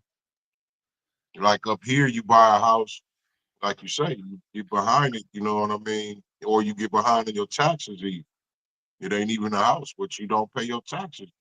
You getting evicted. Down south, you buy land, it's your land. That's in true. some parts of the South. You gotta pay taxes on it, and that's it.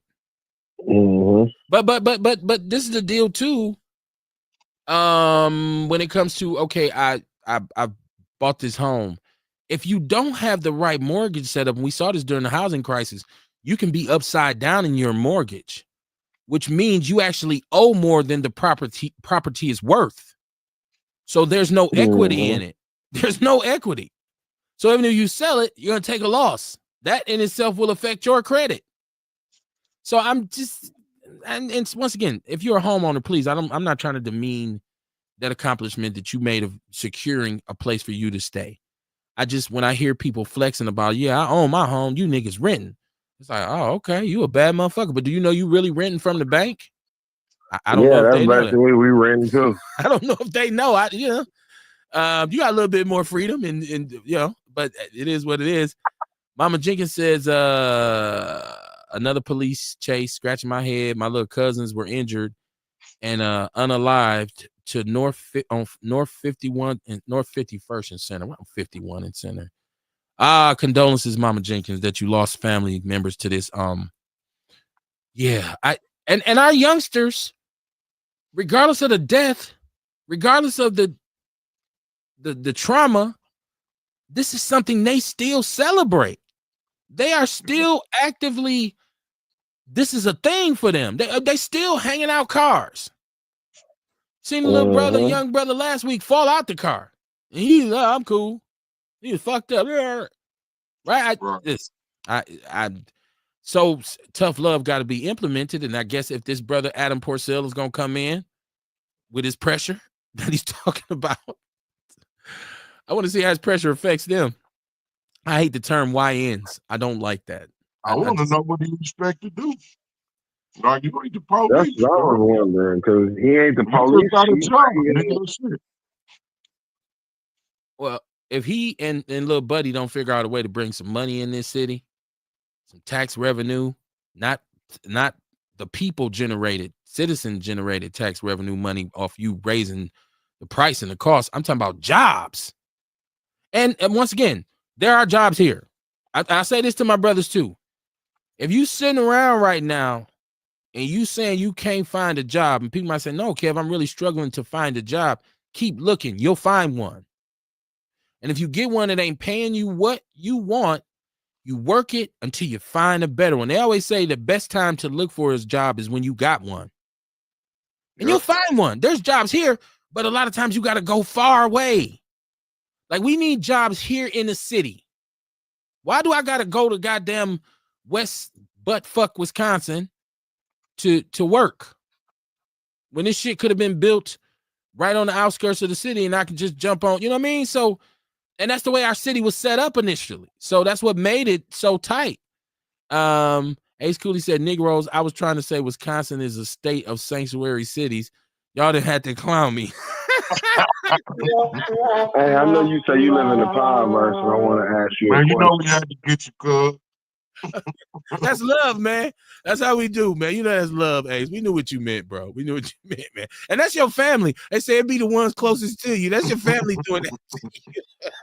You know we had to get you. It's Messy Monday, man. Yeah, we had to get at your ass, man. Go ahead, Dion. Okay. Did you? I mean, you say, did you see what is? I don't know if she was a lesbian or what she was, but she went in the house calling herself getting tough, and dude sent her to play chess with Jesus. Now, okay, so I seen one. There was a situation where I thought this was at a school or a daycare where the lesbian, I won't say young, but the lesbian lady attempted to attack the father of the child, I guess, and he pulled out a gun and shot her. So I don't know if this is the same or if this is different. I don't know if this is the same or it's different. I don't know. Was she going up some steps? I read it, didn't click on the video. I read it, and they talked about it, and they were saying, is this self-defense on his part or what? So this might be something different than what you are referring to. I'm not sure. Well, I know it was one when she was talking shit, and she said, "Oh my mama," and went in the house and caught herself getting a gun and playing tough, and she playing chess with Jesus now. Hey, she's like, he shot me. But see, that's what she get for trying to play tough. He ate her ass up. Well, there's a viral video of a man in a gas station, and there's they call them butches or not studs. Sorry, not butches. Yeah, and she, it wasn't good to see because at the end of the day, that's a woman. But I was just like, yo, like, I think women have to remember that he's still a man and you're still a woman. But it's just like when a man crosses a transgender female, this is still a man. He will whoop your ass. Like you don't want to get, you don't want that.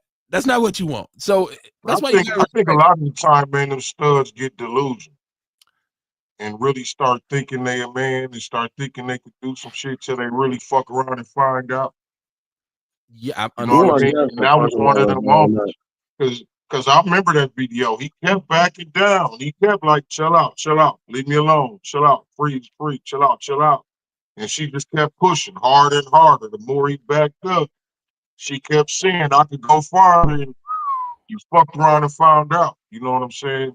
And that's one of the problems with a lot of studs, man. You know what I mean? Like, stop that shit. You ain't tougher than a man.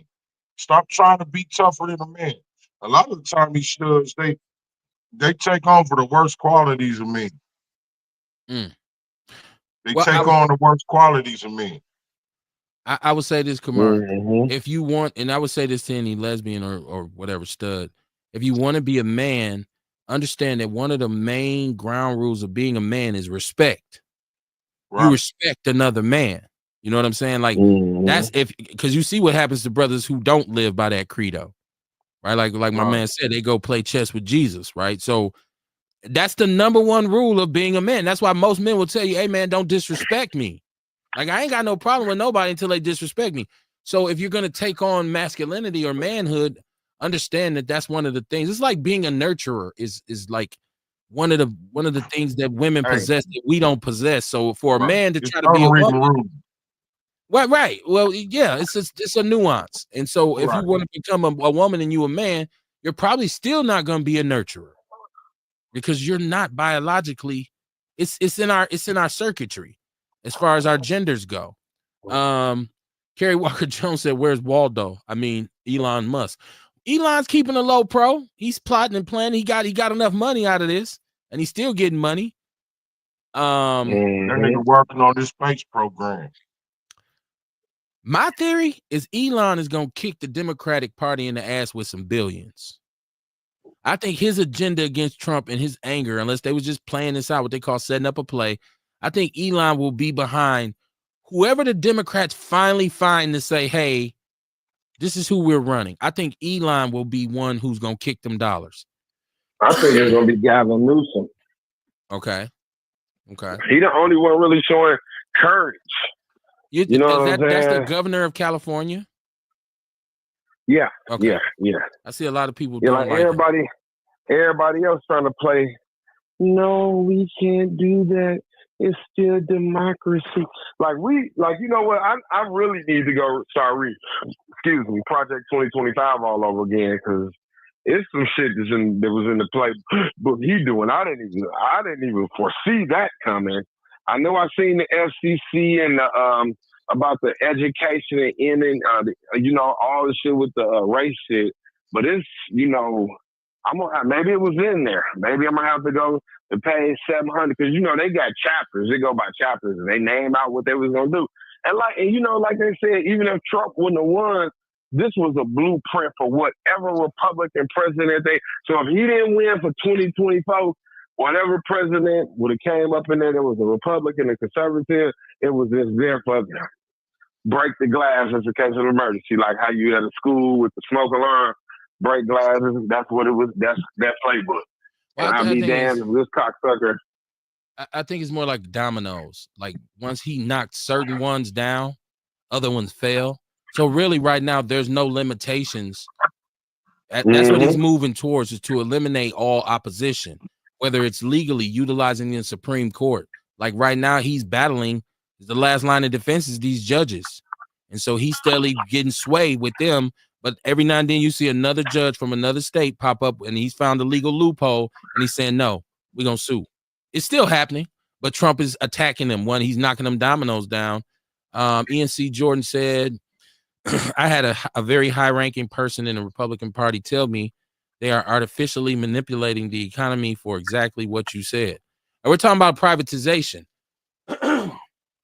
I truly believe that is Trump's mission, is to say, I'm going to empower wealthy people like never before because I'm going to give you a right to privatize welfare. I'm going to give you a right to privatize education. Fuck the government running all that. Y'all run it, make the money, and just pay me taxes. Just pay the feds the taxes so we can do our Fed thing. But most rich men, that's what they want to do. They want to own things. Hostile takeover. And you just think if some wealthy dude here can corner the market on something like W-2 benefits, within him doing that, there's going to be so many benefits from his own personal taxes. Like you run the company that governs the distribution of W-2 money, but that money's gonna have to come straight from the state because the feds don't want to do it. Now the cover gets pulled back on how much the state actually gets or how much money they can generate through these programs. And so the owners of that is just going, and they'll have more control. There's a corporation. We privatize education. When you privatize education, you get the right to say, we ain't teaching about slavery no more. We're not doing Black history anymore. You see, even down at MATC, people were up in arms about the entire Office of Multicultural, whatever, they got fired because you can't receive federal money for anything that has a racial connotation to it. Meaning, I can't have a Black student union and still get my Fed money. I'm gonna have to rename that. You see what I'm saying? So I wonder if he knows that you can say all you want about slavery in terms of you can say don't just talk about the bad shit or whatever, but you can't change that it happened. And I think word of mouth is powerful enough so that even if you take it out of schools, people are still gonna talk about it. The children will still hear of it. We got the internet, bruh. You can literally Google anything you want. Now, eventually I say he'll get around to getting rid of that too. Well, then it's going to be scrolls, right? We'll have it written down. We'll have hieroglyphics in a cave somewhere that tells the story of James Brown or some shit like that. You know what I'm saying? Like, you can't destroy the truth. You can hide it for a minute, but you can't destroy it. Ace Cooley said, people, there's a difference between a Republican conservative and a Trumper. Is it? I guess. Ian Scott said, and Scott, he said, Scott Epicet is my racist of the week on my page. I'll give it up for Scott. Well, Scott is Scott, right? He's gonna Scott. We know Scott's racist. Scott knows I think he's racist. It doesn't surprise me when Scott says something racist. That's just the bottom line. Scott sends me texts. I've had conversations with Scott Epicet. Just long conversations. And I'm man enough to tell you there's some small points where we agree about certain things, but then it just goes back into that MAGA bag. It goes back into the fact that he's a racist. And when that comes up, I got to say, see, there you go with that bullshit. I'm hanging up. So that's just, Scott been chasing Outlaw Radio for 11 years.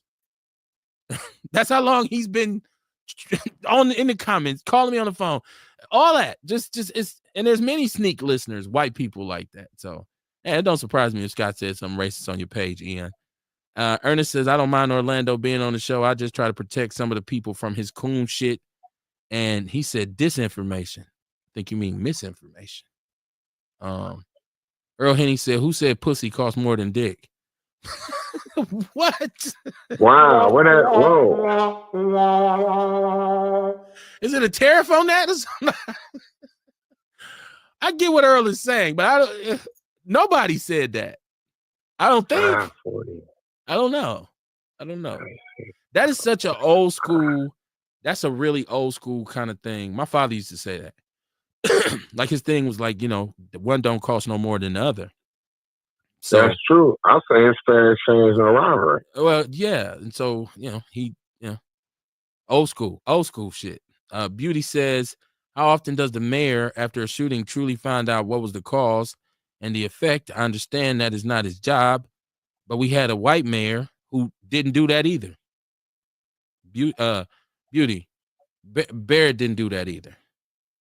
And I don't expect the mayor to be on the scene of every murder.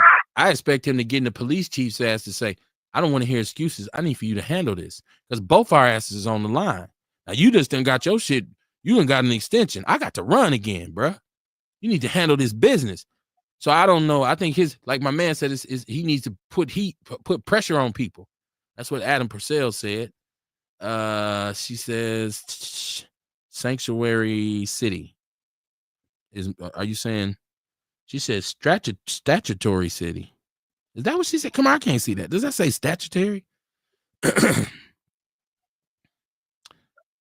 Earl Henning said because he is full of shit in his ass. Oh, okay.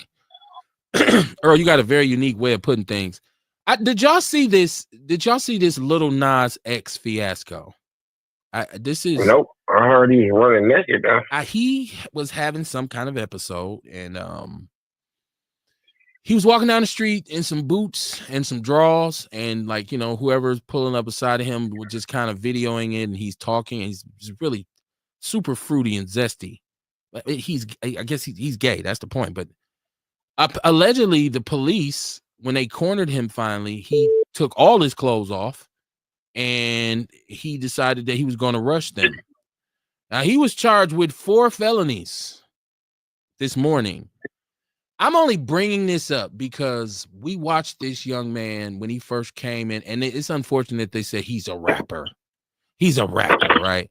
But he got into the point where he made this video where he was giving Satan a lap dance, and he got it, snatched Satan's horn off, and I was just looking at him saying, dude, you really being used by some dark ass force somewhere.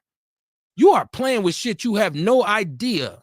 Sometimes you can just fuck with karma. I don't know if people understand that. I don't know whether you believe in Satan or the God or whatever. Sometimes you are fucking with karma because you're putting certain messages out there. And what's going on? Now you naked walking down the street in LA just a couple years later? Like, what? Now you charged with 4 felonies? Now, was he trying They should have whooped the shit out of him. Well, now, was he trying to ungay himself?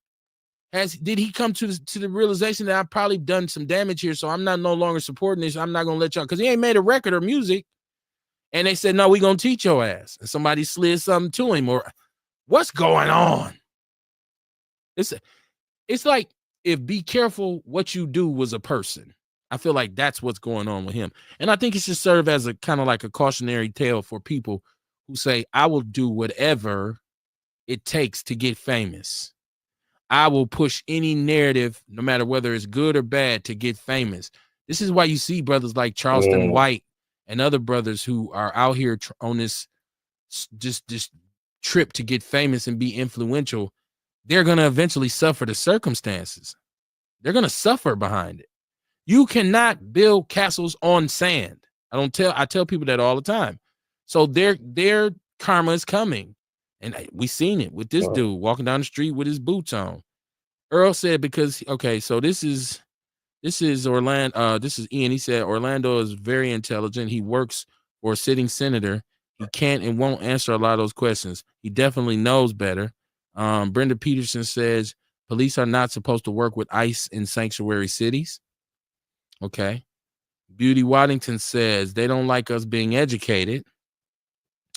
She said, hopefully no one is hacking into the show. I usually don't worry about that because I'm not saying anything nobody doesn't know. Like, there's no, oh my God, you just gave up government information.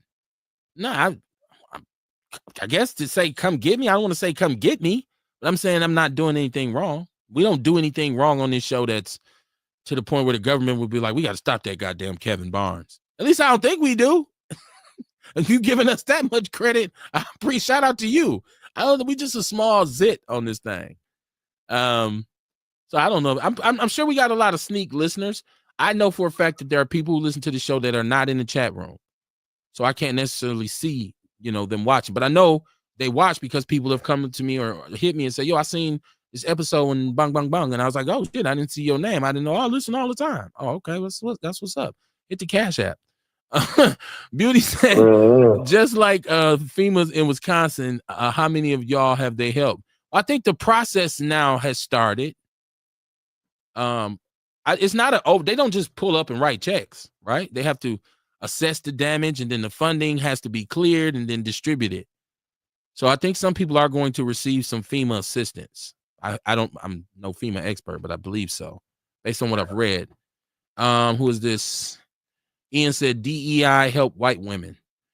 It absolutely did, but so did the Civil Rights Act. Everything helps white women when it pertains to minorities. He said, when I was an area manager for interstate parking, we used to meet all the managers downtown. And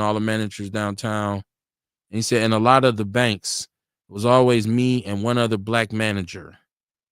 Mama Jenkins said, Erica, I'm sorry to hear about that. I always say, it's too many cars and traffic. These chases in the inner city, but you know they have to chase. They have that chase pursuit law in effect with MPD. Erica, you lost somebody. I must have missed that. If you lost somebody, condolences and prayers to you. I've seen you speaking to it on Facebook, but I didn't know exactly what it was. She said they can make $1,500. Who can make $1,500? What I'm missing.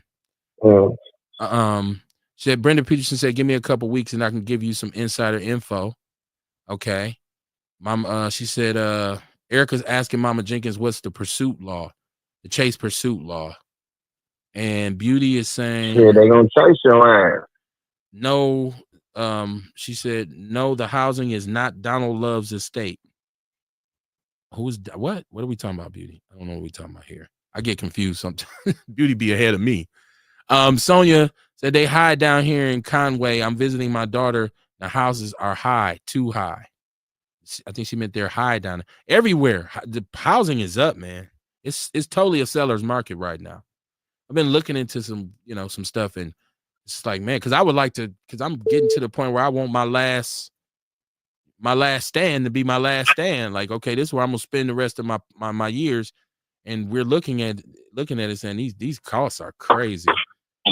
Beauty Waddington said, but the plantation owners do farm land. She said Trump is really effing it up. This is Brenda Peterson. Beauty says, I'm talking about the land. What did she go back and say? Let me connect this. Beauty said she's talking about the land. I had to go all the way back up to find her comment. I ain't got time to do that right now. You know what I'm wondering though? Hold on, Dion. Let me get caught up because there's a lot of comments. I'm a little bit behind. She said all parts of the South. Ian is in the chat room. He says, I have 2 employees that are special needs disabled, and they can only work 15 hours a week. Ian says, with amateur politicization, and you are paying extra to $300,000 of debt for something that's worth whatever the markets will dictate during the time is not a flex. He's talking about housing. When we were referring to housing. I mean, it's cool. No, if you've achieved, being able to buy you a home, I'm not knocking that achievement because it's about getting it done.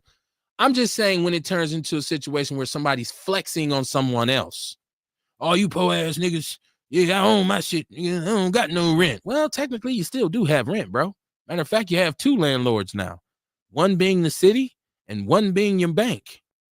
Whereas if you rent, you just owe your landlord. And he owes the city and the mortgage company. So, it's debt is debt. She said, so they don't teach economics in schools in the Black community.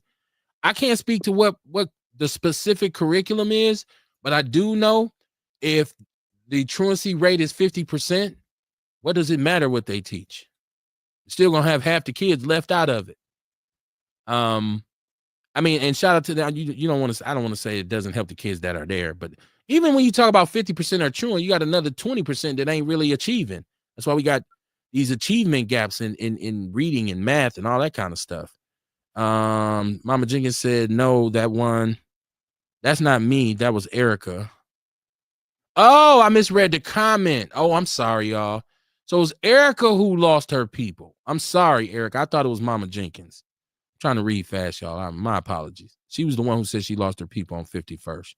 Sorry about that, Erica. Condolences and prayers to your family. Ian's Jordan said a flex is being a good person and being able to help as many people as possible. That's a flex. Beauty said, who did the documentary for the Kia Boys? I don't know his name, but I know it got a lot of people locked up. Beauty said, Lil Buddy is crazy. Have you talked to him in public? We talking about the mayor? Or I've never met. You know what? In all of my dealings with these people in this city, and I met a lot of people, I have never met him. And I've been in places where they say, that's so and so and so, that's so and so and so. I never met him. Never met him. Sean Moore knows him because he's been at events where he was at. I never met him.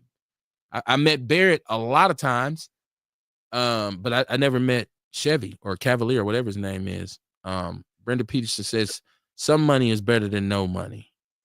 Okay, this is Mama Jenkins. She said, Kev, that was Erica Hunt's people. See, I'm behind on the chat room, y'all. I apologize once again. I thought that was Mama Jenkins who said that. made a mistake. So Erica Hunt, condolences and prayers to your family. I'm sorry about that, misnomer. Beauty says some of these people stuck on not wanting to work. When they do, they hide out. They hide out. Okay. Sonia says I seen it where she was talking about, and she went in the house and got a bag and pulled out a gun. They were shooting at each other, but she got shot twice, I think. Dion, I think she's referring to the story you were talking about. Okay. That's Sonia Thrower. This is I didn't know there's this many comments in the chat room, y'all. Shout out to the Outlaw family. Share the show, share the show, share the show, please. Hit thumbs up, hit like. I guess there's a lot of stuff you got to do to get attention. Hit like, right? Put in the algorithm. Beauty said now she playing chess with Jesus. She just dead. She ain't playing chess with Jesus. She just dead. She just dead. The upper room. Ace says, sorry, fellas, they're actually trying to gentrify the north side. They do that by driving the cost of the area down so that they can buy it cheap. Then you will see an increase in the price of the area. As of now, you got BlackRock trying to buy up all the foreclosures because you'll get into a bidding war with Joe Schmo LLC that's going to offer more money. They really want to create a nation of renters. Yeah, BlackRock is a conservative group.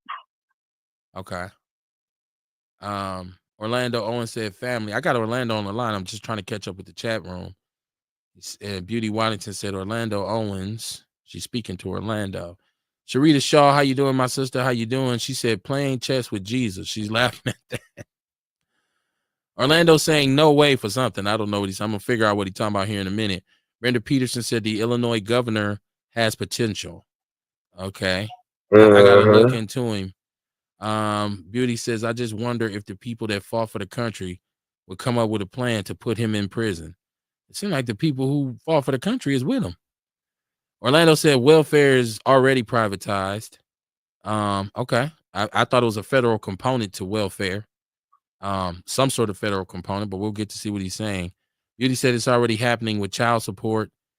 So he already took this out of colleges. I ain't stripping all the universities of that. You ain't getting that programming. They just renaming the offices and giving them different responsibilities. Sonia Thor said, I seen it. She said, anything has to do with money, you go down. And then she says, randomly, Kirk Franklin. Kirk Franklin. Tyler Perry. Oops. How do you spell her name? What we talking about? And then Brenda Peterson says, people with disabilities. Y'all be killing me with the one-liners because we be talking about something and then we move on and I'll be like, I don't know what they referring to sometimes. A says, you know, the government is now paying a tech company called Palenti to spy on us through social media, phone calls, credit cards, see your purchases. They now have some shit where they're trying to stop a crime before it begins. Yeah, they've always, but see, you go on social media and look at a commercial or spend some money. I bought a watch. Off of a site that I seen. I went and did the research on what it was, but ever since I bought this watch, and I didn't buy it off Facebook, I went to their website and bought it, but they report out because they advertise and sponsor. So all I get right now on my feed is watches from all companies, watches. You know what I mean? And so anytime you make a purchase, you're going to start seeing that's just them taking that consumer information and saying, hey, we'll share our list with you if you pay us some money. That's what businesses do with these companies. Brenda Peterson said that to keep SSDI, they can make around $1,500 before the. Oh, okay. For disability, they can make up to $1,500 a month before they'll lose their benefits. She said, "What are you going to do when they start to tear the city apart? Please tell me what Michael McGee would have did, Black Panther." Well, I tell you one thing. I think Michael McGee would have went further underground. I think the lesson that was learned from the Black Panther Party is the flashier you are, and the more you paint a target on your back, the more you'll be infiltrated. You'll turn yourself into a campaign. See, they was able to utilize the image of the Black Panthers to strike fear into people. especially white people. And that's why you get those murders and those political prisoners who they took, that have a lot of which are still in jail today, because the fear factor was there, and whatever they did was justified. There's no way multiple heads should have fallen because of what happened to Chairman Fred Hampton Sr. That should have been a situation, because that was a collaboration between the Chicago Police Department and the federal government. There's no way people shouldn't have fallen behind that. But they created a narrative in which they could say, look, this is bad. We don't want them to get together on this shit. So I think if the commander was still in action, thank God he's still with us, I think he'd say we're going to go further underground. We're going to operate off the radar, because that's the only way we're going to be able to get things done. So I think that's what he'd do. And when it comes to them tearing up the city, I think all of the people who are affiliated would have a contingency plan to say, hey, here's a safe spot, or here's a contact or a connect that you can take your family to get away from the rigmarole. I believe that's what he would implement, but I don't know. I'm not him. Ian said, Miss Stewart helped me understand the economics at E.L. Phillips. Oh, Miss Stewart helped him understand economics at E.L. Phillips School. Did you go all the way back to E.L. Phillips School and Miss Stewart? Wow, you from the hood for real. You from the hood for real, Ian. If you went to Phillips School, that is an entirely neighborhood thing over there. It's closed down now, but all of us went to, and we all knew Miss Stewart, right? With Saitobi, the rulers glued together that she used to whoop kids' ass with. Beauty said, but why don't they teach this in our community? There are a lot of places you can go and take financial literacy courses right now. Really, we don't have an excuse. And it's one of the things where you as a parent should be teaching your kids this. You shouldn't be dependent on the school to teach them that. You should be saying to your kids, here's credit, here's investment, here's how to save. This is how money works. You should be teaching them that. Said Tommy G. I know he's on the line, Beauty. I'm trying to get through the chat room. That's why I'm so far behind now. Ian says Tommy G did the Kia Boys doc. He's a Trump supporter. Okay. Sonia Thrower says, I've worked with disabled people. They like to work. They like to go shopping. They like to cook. They like to just had to take time for people to take time with them and show them and help them. I may be retired from nursing, but I still love it. I still love nursing. And Beauty says, where's Don King?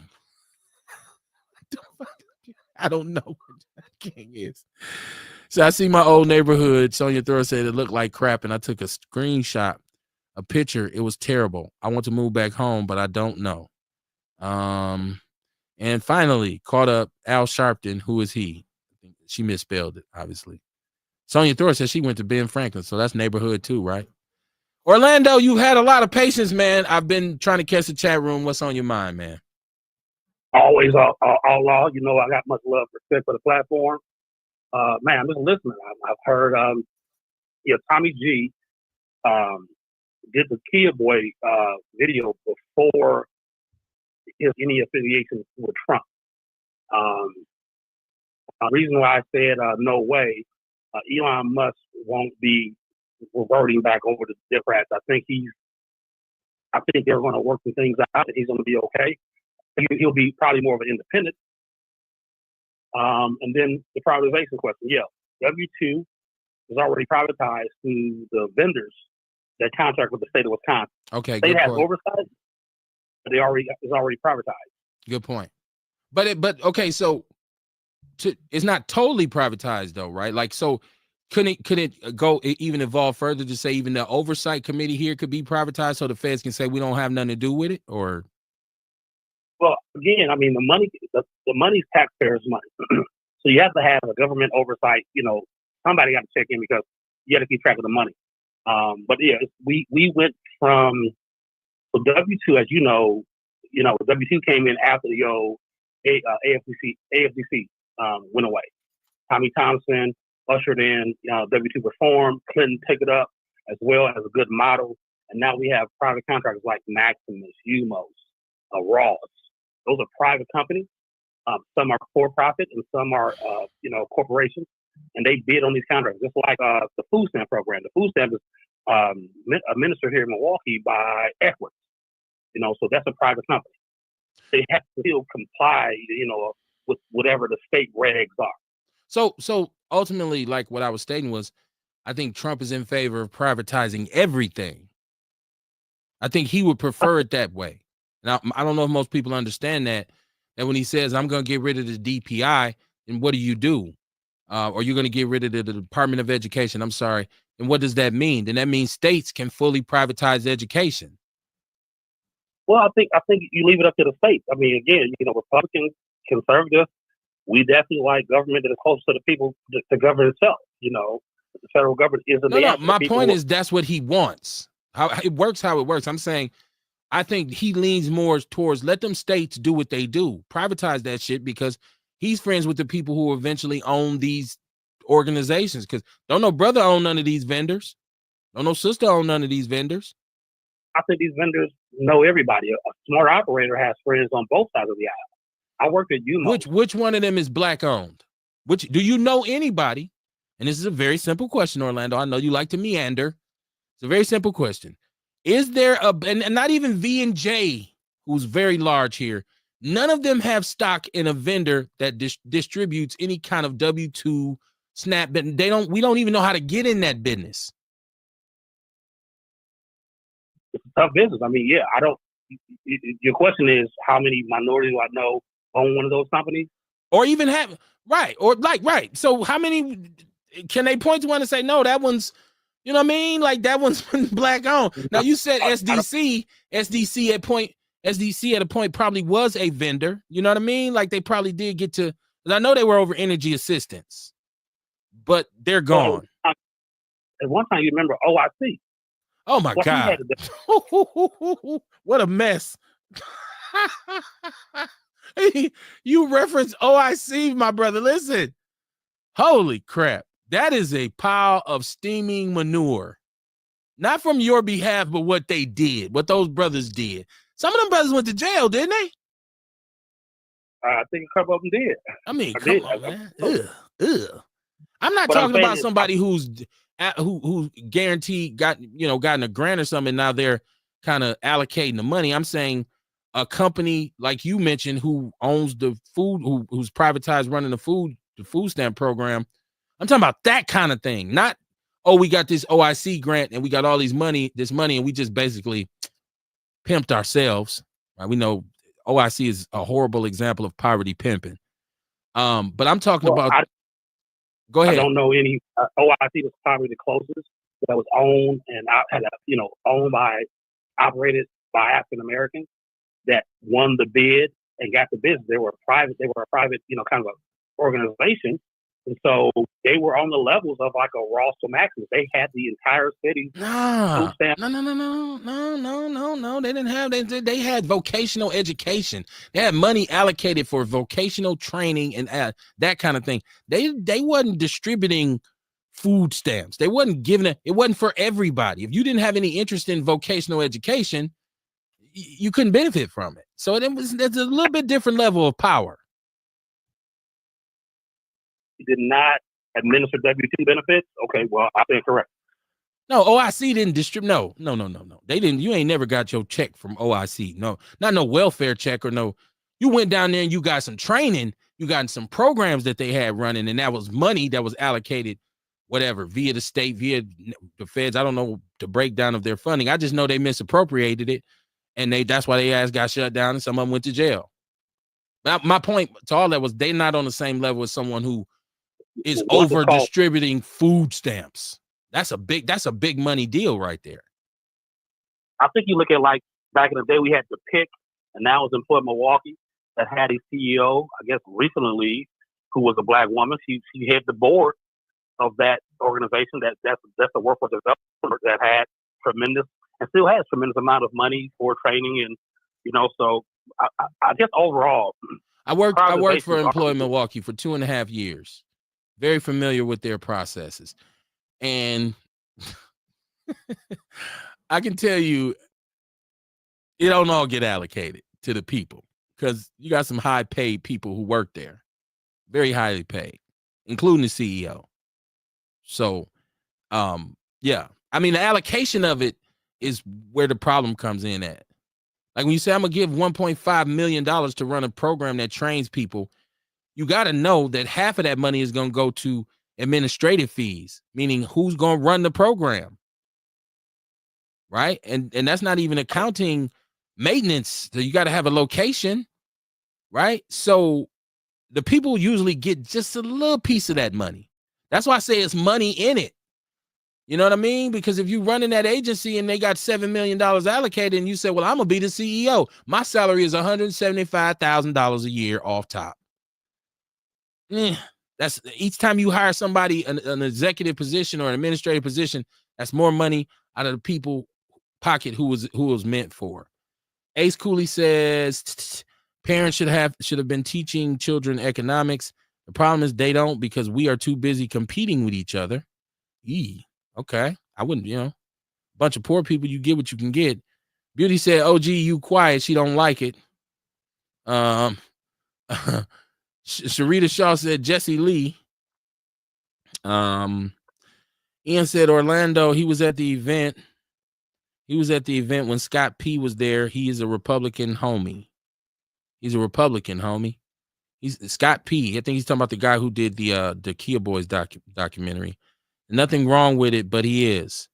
Sonia Thor said, I miss paper food stamps.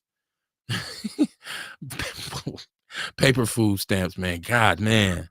Oh my God. Yeah, you used to get a book. Feeling like you got a bankroll. Man, you had to I remember the shame where you didn't want the homies to know. Well, in our neighborhood, right? Because you want to and so you go in the store and you got all this candy and you just keep going back to the end of the line because the store keep filling up. You don't want to see what the fuck. That was universal. You know, none of the kids wanted to have food stamps. You know what I mean? They'll get caught using them. Right. That was actually that was one of the ribs at school. You know what I mean? You on food stamps. Y'all on food stamps. Only to a certain age, because once you got old enough, it was like, man, shit, you damn right I had some food stamps, right? Like, because my mom, we didn't get them. My mother used to buy them from somebody, and instead of giving you $1 or $2 to go to the store, she'd give you a $10 book and be like, y'all go to Kohl's and get y'all some snacks. Man, we going down there getting it's going down with $10. We got pizzas and hamburgers and shit. That's why they was so fat. My mother stayed on the hustle with that shit. Like, oh, I just bought me some food stamps. Get coin change. You used to get coin change back too. Yes, you did. Used to get yep. So, hey, man, that shit. I know now. It don't seem to be as big. Maybe for little kids it is, but I see cats in the store now with that card with no shame. And they be on the phone. See white people with it, they be on the phone with somebody trying to get the pen. I put 4, 5, 6 there. I'm like, dude, you know you ain't supposed to.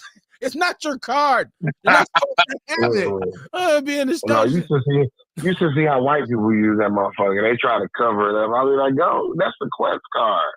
Oh wow. Don't be like that. Don't be ashamed of it. Use that motherfucker. So Kev, I'm gonna ask you something, man. So you don't like privatization, but look at the many nonprofits that you may agree with or don't agree with, or LLCs that actually receive contractors, running rebels. I mean, you as a list of people who get government money and plus whatever they can fundraise or fine, but that's the level of privatization because the government is not doing that service. First of all, I didn't say I didn't like privatization. That's where we started. I didn't say that. Okay. I didn't. My fault. And you and I have had this conversation, and I said I can understand where it makes sense but there's certain things where it shouldn't be implied or implemented, like education. We see what happens when education is privatized. They control the curriculum. And the first thing they want to do is erase history and erase what the truth about what we've gone through in this country as foundational Black Americans. So when it's something like, hold on, let me finish. So when it's something like Medicare, which dictates how much elderly people, I'm not going to say old, I'm going to say elderly people who have paid their dues in this country and can no longer move the way they used to. We owe them. They was paying taxes when you was in your daddy bags. So why? Because they get elderly, now snatch their money, regulate them? I'm saying that shouldn't be privatized. I think because people come up paying federal taxes, the government has a responsibility to take care of those people. Those people were paying for presidents' salaries 50, 60, 70 years ago. So now they're useless. Now we gonna feed them crumbs. So I don't think that should be privatized. There's some other things that now when you talk about food stamps and these kinds of benefits, I can see the benefit in having some, you know, some privatization with that because of it's so much funding. But when it comes to education or elderly benefits or veterans benefits or child care, right? Like, and I'm just saying, I don't believe that privatization is the solution. And law enforcement, I damn sure don't believe law enforcement should be privatized. Hell no. So to not privatize, you know, child care, that's half of the city of Milwaukee's entrepreneurs that have a child care provider. I mean, a company. Well, but see, you looking at it on the, you talking about people who have daycares who receive the money. I'm saying the governing bodies, because what they want to do is come in and nitpick and strip people who actually need it, because they said people stealing, so we're just gonna cut all y'all off when it's privatized, and they have the right to do so. They can't be regulated. The fact is that it's needed. If you're gonna regulate it, I have no problem with that, because if somebody's stealing, they're stealing. I think privatization, you still have oversight. Now Social Security, as you know, or you know, that Social Security, it is not funded. Now you can say we should do this because it's just right. But let's no, we should do it because you have people who have paid taxes for their whole life. They've paid. So when you get old enough to get your Social Security, it is a reward for you being a tax-paying citizen and supporting this economy as long as you could. Because if you don't work, you don't get no Social Security. So Social Security, you don't have an individual account that Kevin Barnes is putting away for his Social Security. Kevin Barnes is paying for people who are 70 and 80 right now receiving money. So there's no account individually. That's one of the misnomers we talk. Whoa. Nobody said anything about an individual account. It's one big pot. You are listen, they take, when I look at my check, I can read my check stub. A certain amount of my money is taken out of my check right now and allocated to Social Security. And you might say it's being used to take care of 70, 80-year-old people. But the reward is supposed to be, since I paid it forward, that eventually when I'm older, I could draw off this system as well. It's not about me having an individual account. It's about me contributing to the pot. So how it's paid. Again, your son and your daughter and your grandchildren will pay for you. That's how, and that was one of the biggest unless they don't work. If my son never has a job, he ain't paying for shit because he ain't getting no Social Security. Right, but you get Social Security as a reward for working. That's how you get it. I agree with you, but I'm saying how it's funded. I think we have a misunderstanding on how it's funded. That the people who are below you and younger to work, and that's why you want a healthy economy. That's why you want a booming economy, so everybody's working to pay into it, so that you feel, as you just said, if I work for the people above me and I worked hard to help them survive, and they, you know, went on and passed away and went on with the people of the Lord, why can't I get the same type of help when I get to age? That's why you want a booming society, a booming economy, that people are working, be it privatization or government, whatever the case may be. But you want a thriving economy. So you want to have people working. So what's your point? The point of, first of all, is how we say they deserve it. I'm not saying government shouldn't help folks, but let's kind of explain how the program is really set up. So a lot of people. So you telling me you disagree because I said somebody who worked 40 hours a week, 50 hours a week, 40 years ago when they were young and vibrant, and they paid property taxes, they paid federal taxes, they paid income tax if they're in Wisconsin, they paid Social Security taxes. And when they can't no longer make that money and they're old and they can't get out there and work 40 hours no more, they don't deserve anything because of what they did, because their contribution. You saying, because you sound like you had a problem with me saying they deserve. How come they don't deserve it? I just want to be clear on how it's funded and how it works. Because it's also for disabled people too. So disabled people, that's different. Why is it different though? So for them, they cannot do for themselves. We need to take it. They cannot make a living and never have made a real living. Maybe some of the stuff that Ian's talking about, that people are working, part-time work, and they just want to have something because they want to be productive. But again, if a person has a disability, they cannot do something. So as a society, sure, we should take care of them because they can't make a living. You have a legit disability. If all I was saying for the listening audience that this is how Social Security is actually set up. So that we can have it kind of clarity on how the program actually works. That's all I was saying. I mean, that's cool. But I'm still like, my point was because a disabled person and an elderly person are the same. Now, whether you have had a disability your whole life and you couldn't function, you got paid. But if you're 75 years old, you are no longer physically able to go and work a 50-hour work week. So you are in effect disabled as well by default. So Social Security, like I said earlier, someone said about like I think you said it too, financial management. Like Social Security is only supposed to be one leg of your retirement. Like you're supposed to have it your own 401k or investment. Social Security was never intended to be your sole all of your retirement. Well, what about the people who worked in shit jobs for years and wasn't given an opportunity to establish a 401k? That wasn't always universal. There are people working right now. Right, but there's not people right now who don't even have benefits and they work full time. That's why Obama said we need universal health care. So once again, it's not. This won't be a battle of semantics. This won't be this. It's all the same synergy. There are programs that the government, with all of the money, see, because if you can fuck off $229 billion to Ukraine, you can take $200 billion and give it to the people who helped build this country. There's no excuse for that. And some people say, well, that's socialism. That's socialist. So what? If it's right, it's right. It doesn't matter what you call it. And it doesn't matter, well, it's actually, you're paying for your, it don't matter. I'm paying for somebody. If I'm paying for somebody, I need that get back. I need my money back. So this country generates so much money. This country, and we see this. If you ever listen to the numbers they throw around, you're talking about billions, trillions. And you telling me it should be people homeless somewhere in this country? Nobody should be homeless. Nobody should be poor unless they absolutely choose to be. If they say, no, fuck that, I want to sleep on this corner. Then you got to say, hey, man, we will let you sleep on the corner. But other than that, there's a lot of money that the fat cats divvy up between themselves. That 1% chops up so much bread. And the crazy part about it is, even if you go to them and say, you got all this money, you'll never spend it. Pay more taxes. No, you increase the taxes on the poor people. As opposed to giving, it makes no sense. So never said people deserve to be homeless. But what I will say is this. If you are able-bodied, and we need to be, you talked about financial planning. You just talked about literacy. And that gave a whole rise of industries of people who actually are financial planners. Like, we can do better, right? We can invest money. We can buy property. We can buy stock. Kamar, I want you to kind of take control of the show a little bit because I got to step to the side for a second.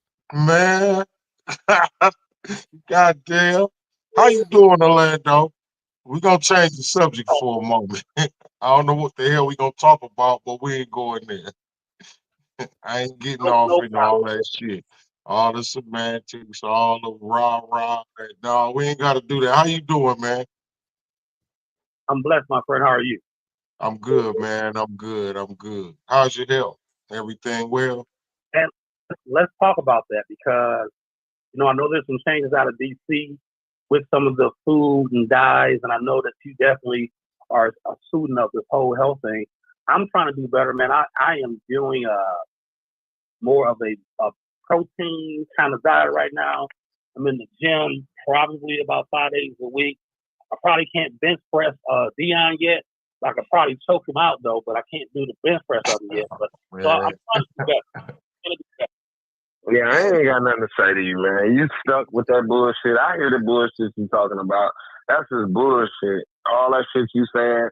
Because if the shoe was on the other foot and you needed help, you know what I'm saying? So you can talk that shit because maybe you got a job where you got a 401k or 403b or whatever that shit is. But if you had a shithole job and you was going to work, barely scraping by, you ain't getting no pension, you look forward to your Social Security. And some people don't even make it to retirement age to get no Social Security. So I don't want to hear that shit. That's that bullshit, the Republicans. That's why I don't like white people, and I definitely don't like Republicans. You know what I'm saying? But all that Social Security and all that shit, you know who made that shit? Democrats. You know, like I said, Republicans ain't got no policy. The only policy Republicans got is hate on the real. And for you to be a black man and know that they're Republicans, you go to one of them towns and support. Go to Harrison, Arkansas. Them Republicans are spitting in your motherfucking face on the real. They Trump supporters. And you can go to Arkansas with you supporting Trump. They don't even like niggas in Harrison, Arkansas. What's funny is I say, Kamar, take the mic, and I come back and Dion talking. I guess I don't do a good job holding the show. I tried to change the energy. Republican talking point. What you say, Kamar? Fit those Republicans. I said I tried to change the energy, man. It didn't work. It's all good. It's all good. It's all good. I missed what was said, but let me get the chat room. And I said, I think Vince Tony was trying to call. Vince, I had stepped away because I'm about to go to sleep, y'all. I love y'all, man. Y'all be smooth, man. On the real, we're gonna see what Trump gonna do tomorrow. Because every day it's a fiasco. This cocksucker pulling, man. Man, peace and love, man. Peace and love. Hit your boy up. Holla at your boy up. All right, love, bro. All right, man. Ace said, truthfully, I think we need to delineate from all political parties and vote for what's benefiting us, no matter what party it is. Once again, I think that was Vince Tony trying to hit me. Vince hit me back. I wasn't ignoring your call. I think it was Vince. I'd seen the phone ringing when I was walking away. Ian says, Orlando knows Trump is not a conservative. He supports Trump because Trump is the closest to being a conservative in his mind. Vice President Harris's budget was far more conservative than President Trump's, but tomato. Okay. Beauty says, Orlando, have you ever met Donald Trump?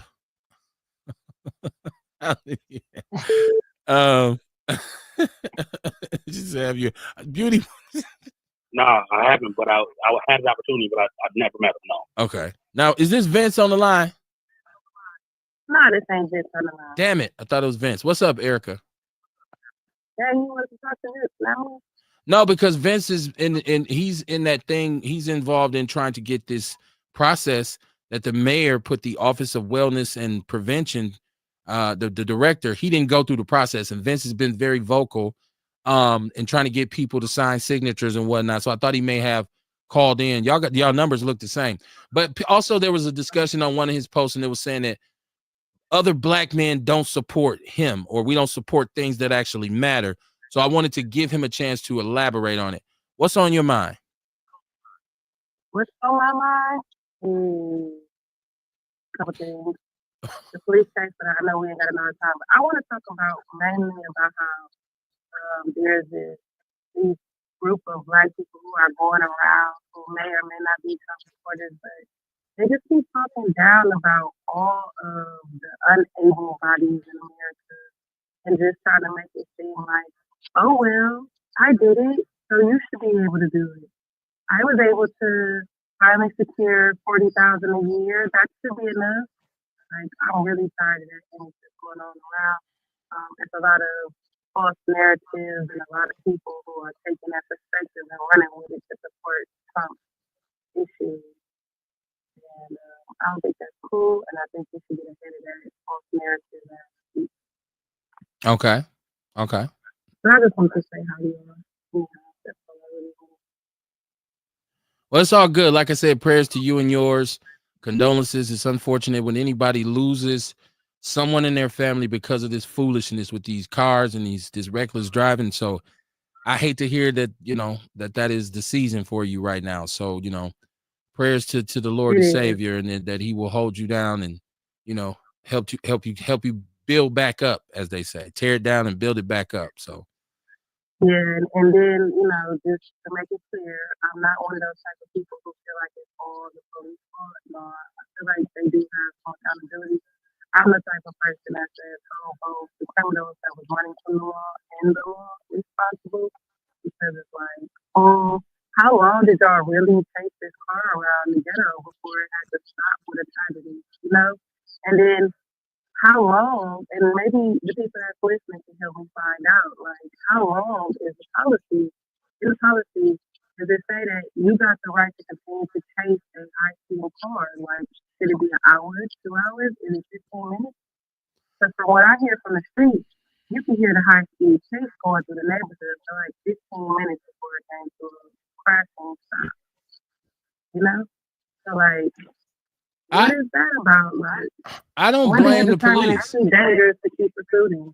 I don't blame the police. You know what? But at this point, I think the police should scale it back.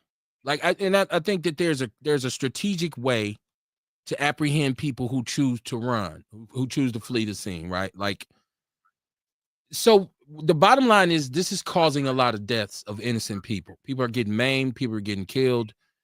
And it is that energy of when they get behind these individuals and they take off, the fact that the police are behind them makes them drive even crazier. Now, another reason I don't necessarily blame the police, because you got individuals who are joyriding when it comes to reckless driving. They're not even being chased by the police sometimes. They're just running. They're just rolling. You ever been in traffic and a group of youngsters go past, and you're like, what the fuck? So that's why I don't solely blame the police, but I do think it's within their best interest, if they want to serve and protect the community, to say, let's reconsider how we go about this.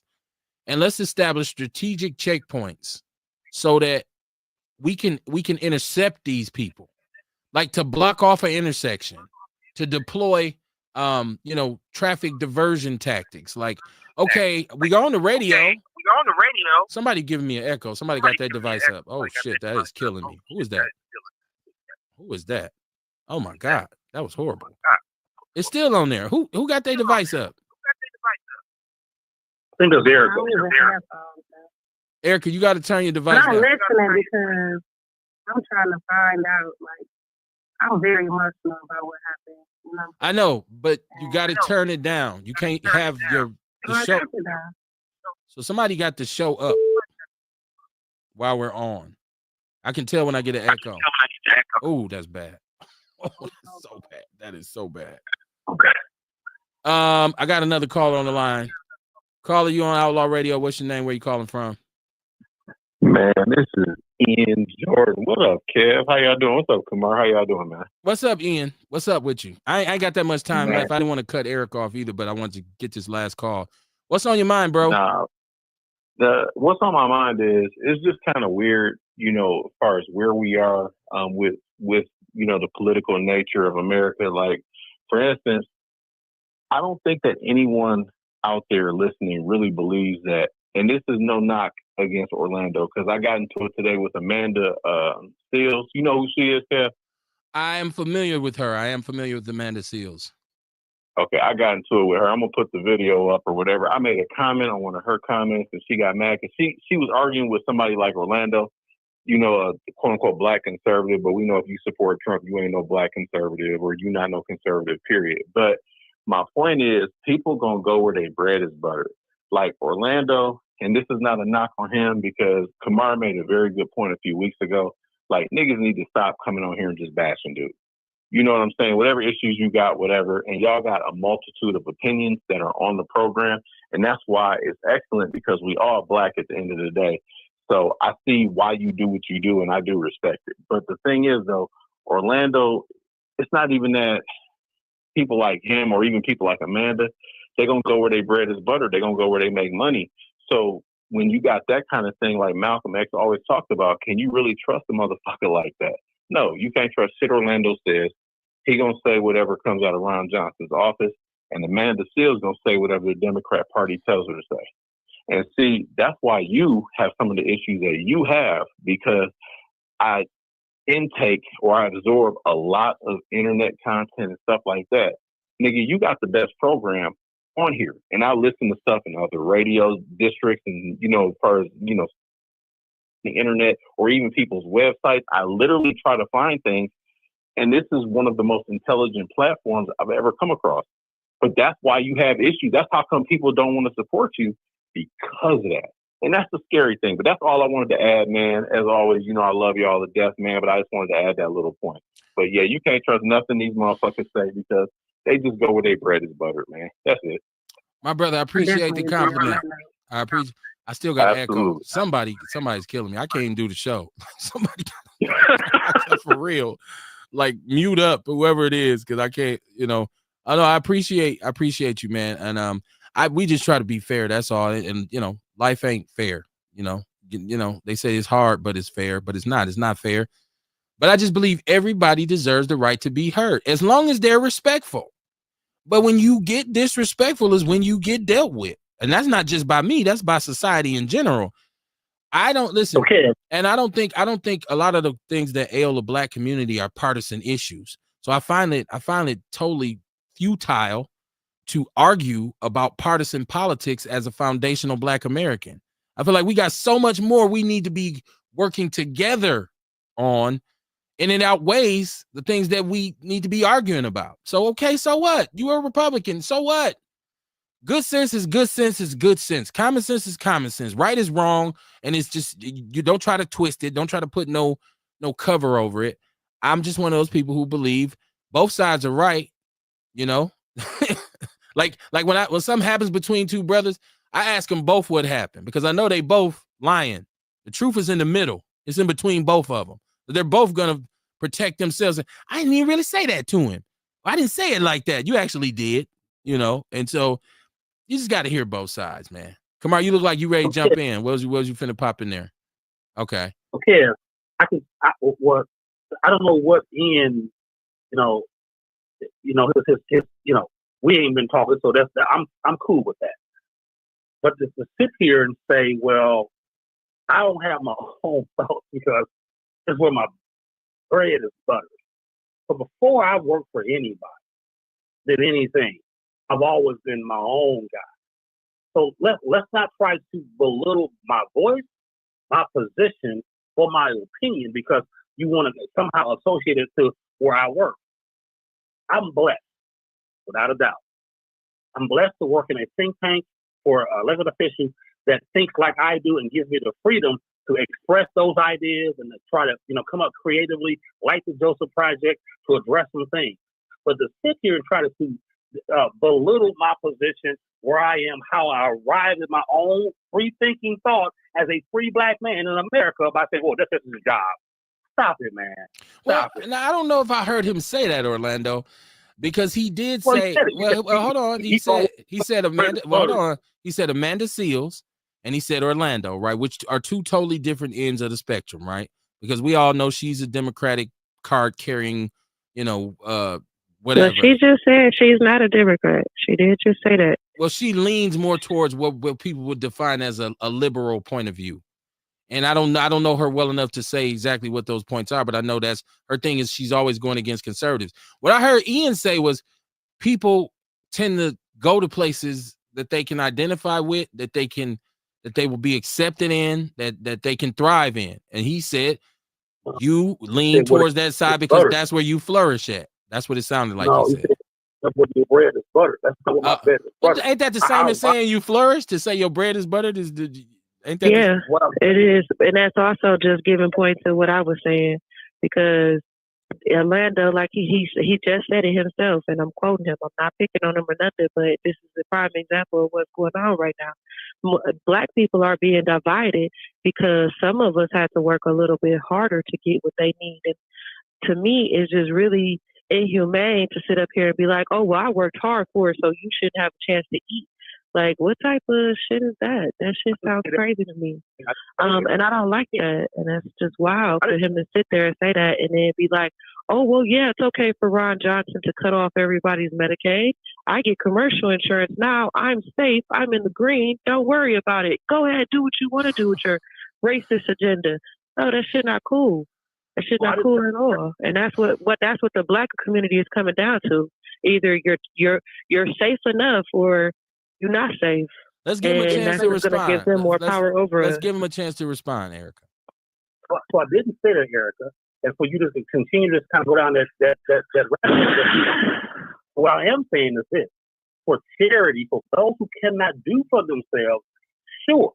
But if you are an able-bodied person, we got to have some accountability for ourselves, right? You can't make bullshit decisions through your whole life and think bullshit ain't gonna happen to you. I mean, there's facts, right?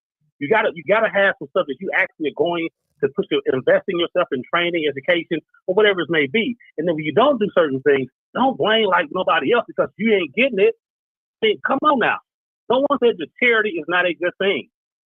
I didn't say that at all. Who's disagreeing with you on that? Who disagreed with you on that? Because I even said, if you can't do it, That's your fault. Oh, Then okay. you shouldn't eat. Like, if you made fucked up decisions in your life, then you fucked up. Well, hold on And you now. think society? Wait. Hold on, That's man of what God. that's Wait, what we whoa. said. Hold on, man of God. There's room for redemption for everybody. You can't say you made Exactly. room for you. So You just fuck there you. is also there's also accountability for black and Kev. If you made bad decisions, then damnation is gonna come for you. Yeah, 'Cause well, you did these things. no. That's why you got the power of forgiveness. Because if you make a bad decision, you, like you said, you take accountability. They call it repenting. So you go and say, hey, I made a bad decision and I have a greater understanding now. I want to rebuild. I want to be forgiven. And you have a chance at that. So you can't just say you fucked up, so you fuck for life. If your Hey, repentance when hey, you yo, your repentance comes when you're 56 years old and you have not had any social Hold security, on, nobody Orlando. Hold on. The witch doctor ain't said nothing in 2 days. Go ahead, hey, witch doctor. it is some truth to what he said, though. Yeah, no doubt. Your decisions. You know what I mean? And I'm gonna tell you what's funny is I was just working. I just finished I was just wrote up a script for a video that I was gonna do on the show end, and it's about that. You know what I mean? The decisions that we make, really, that's our karma. You know what I mean? Because see, you live out the decisions you make. If I go to work in the morning, right? If I go to work in the morning and I decide I don't want to do no more fucking work, I'm gonna go fuck off all day. Well, the karma to that is I'm gonna get fucking fired, Right. and I ain't gonna be able to do shit.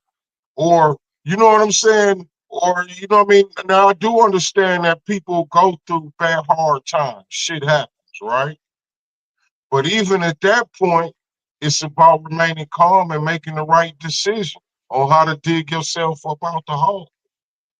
Well, that was You my see point what when I'm I saying? said just because you fucked off one job don't mean you should never be allowed to work again. I guess that was my Oh point. yeah, no doubt, no doubt. Yeah, I'm but just then here's what I'm trying to say, right? So like there's black content creators right now making videos. I seen one not too long ago. There was this one white lady, she was on there saying how she got $150 in food stamps and this is what she spent her money on.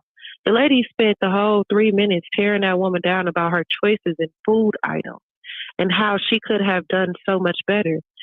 Her decisions of what she eat, is that really affecting people? Like, is that what we really coming down to? Well, Like, you could look at it like that, or either you could say maybe she shouldn't have told nobody and she wouldn't have never got criticized. She should have kept it to herself. It ain't her business. It ain't that other lady. When you put yourself out there, that's one of them things that Kamar and Orlando saying. She made a decision to put herself out there.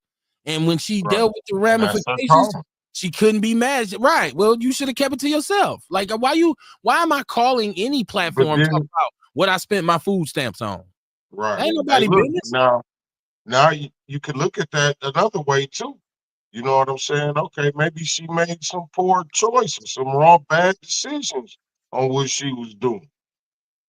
And the sister came in there with some constructive criticism. Hold on, you could have did a lot better. What you should have did was, you know what I mean? But a lot of the time, you know what I mean, people take stuff like that, you know what I mean, and they don't take it right.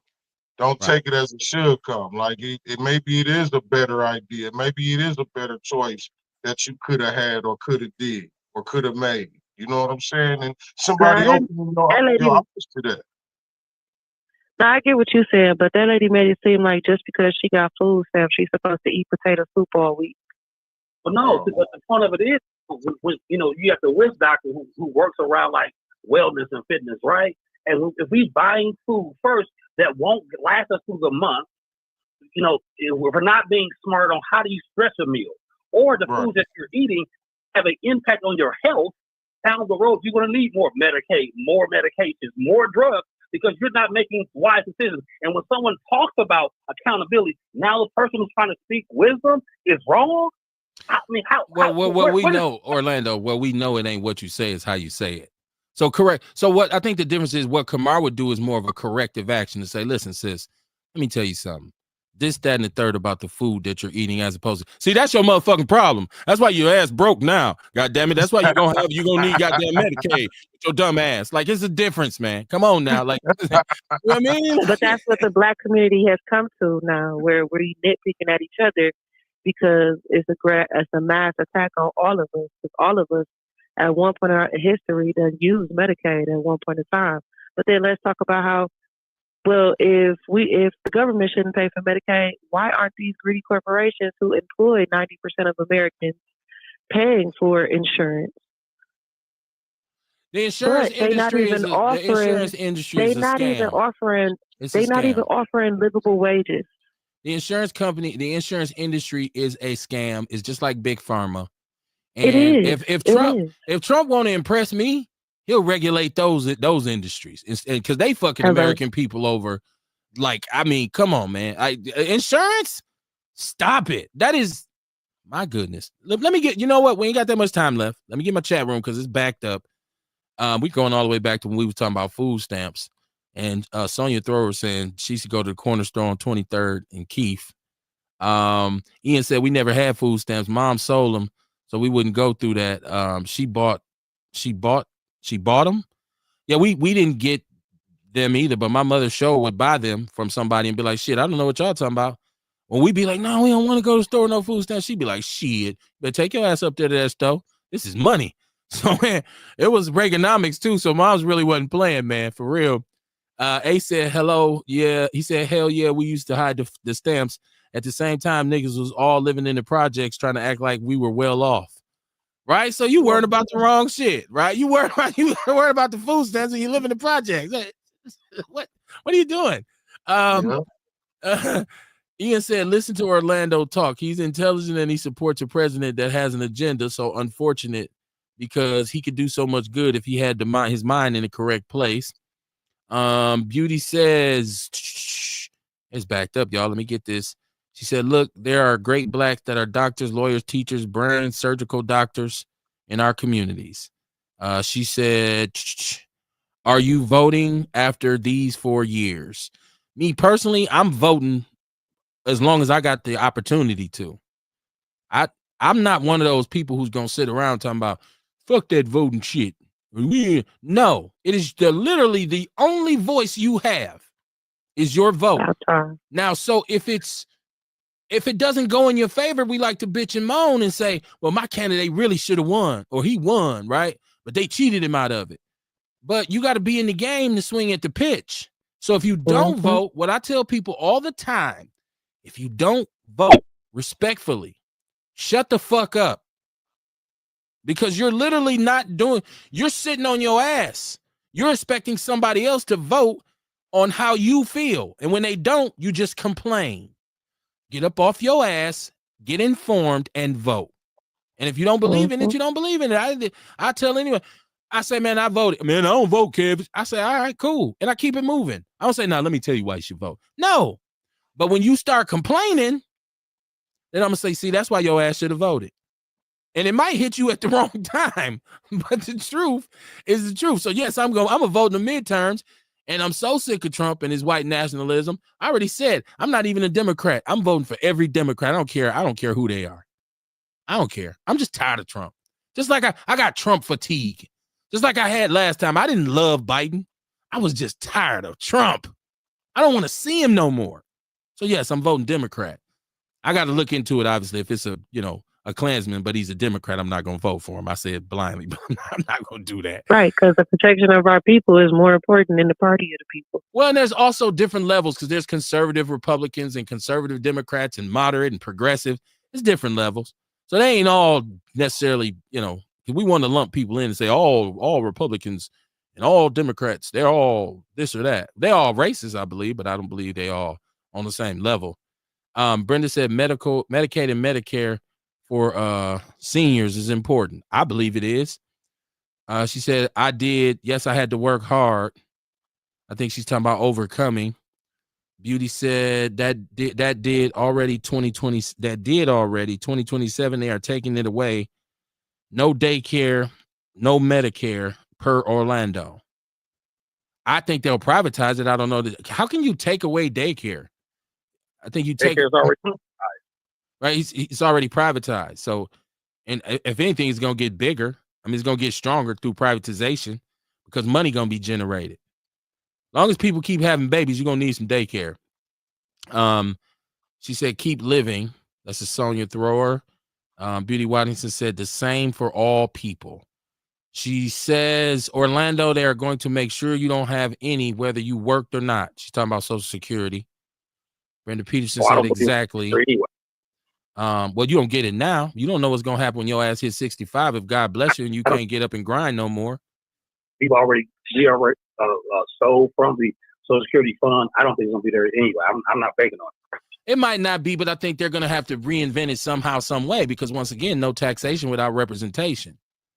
So if that's the case, then I don't want to pay taxes. Then if some of that ain't going to go to me being safe and secure when I'm older, then we shouldn't be paying taxes at all.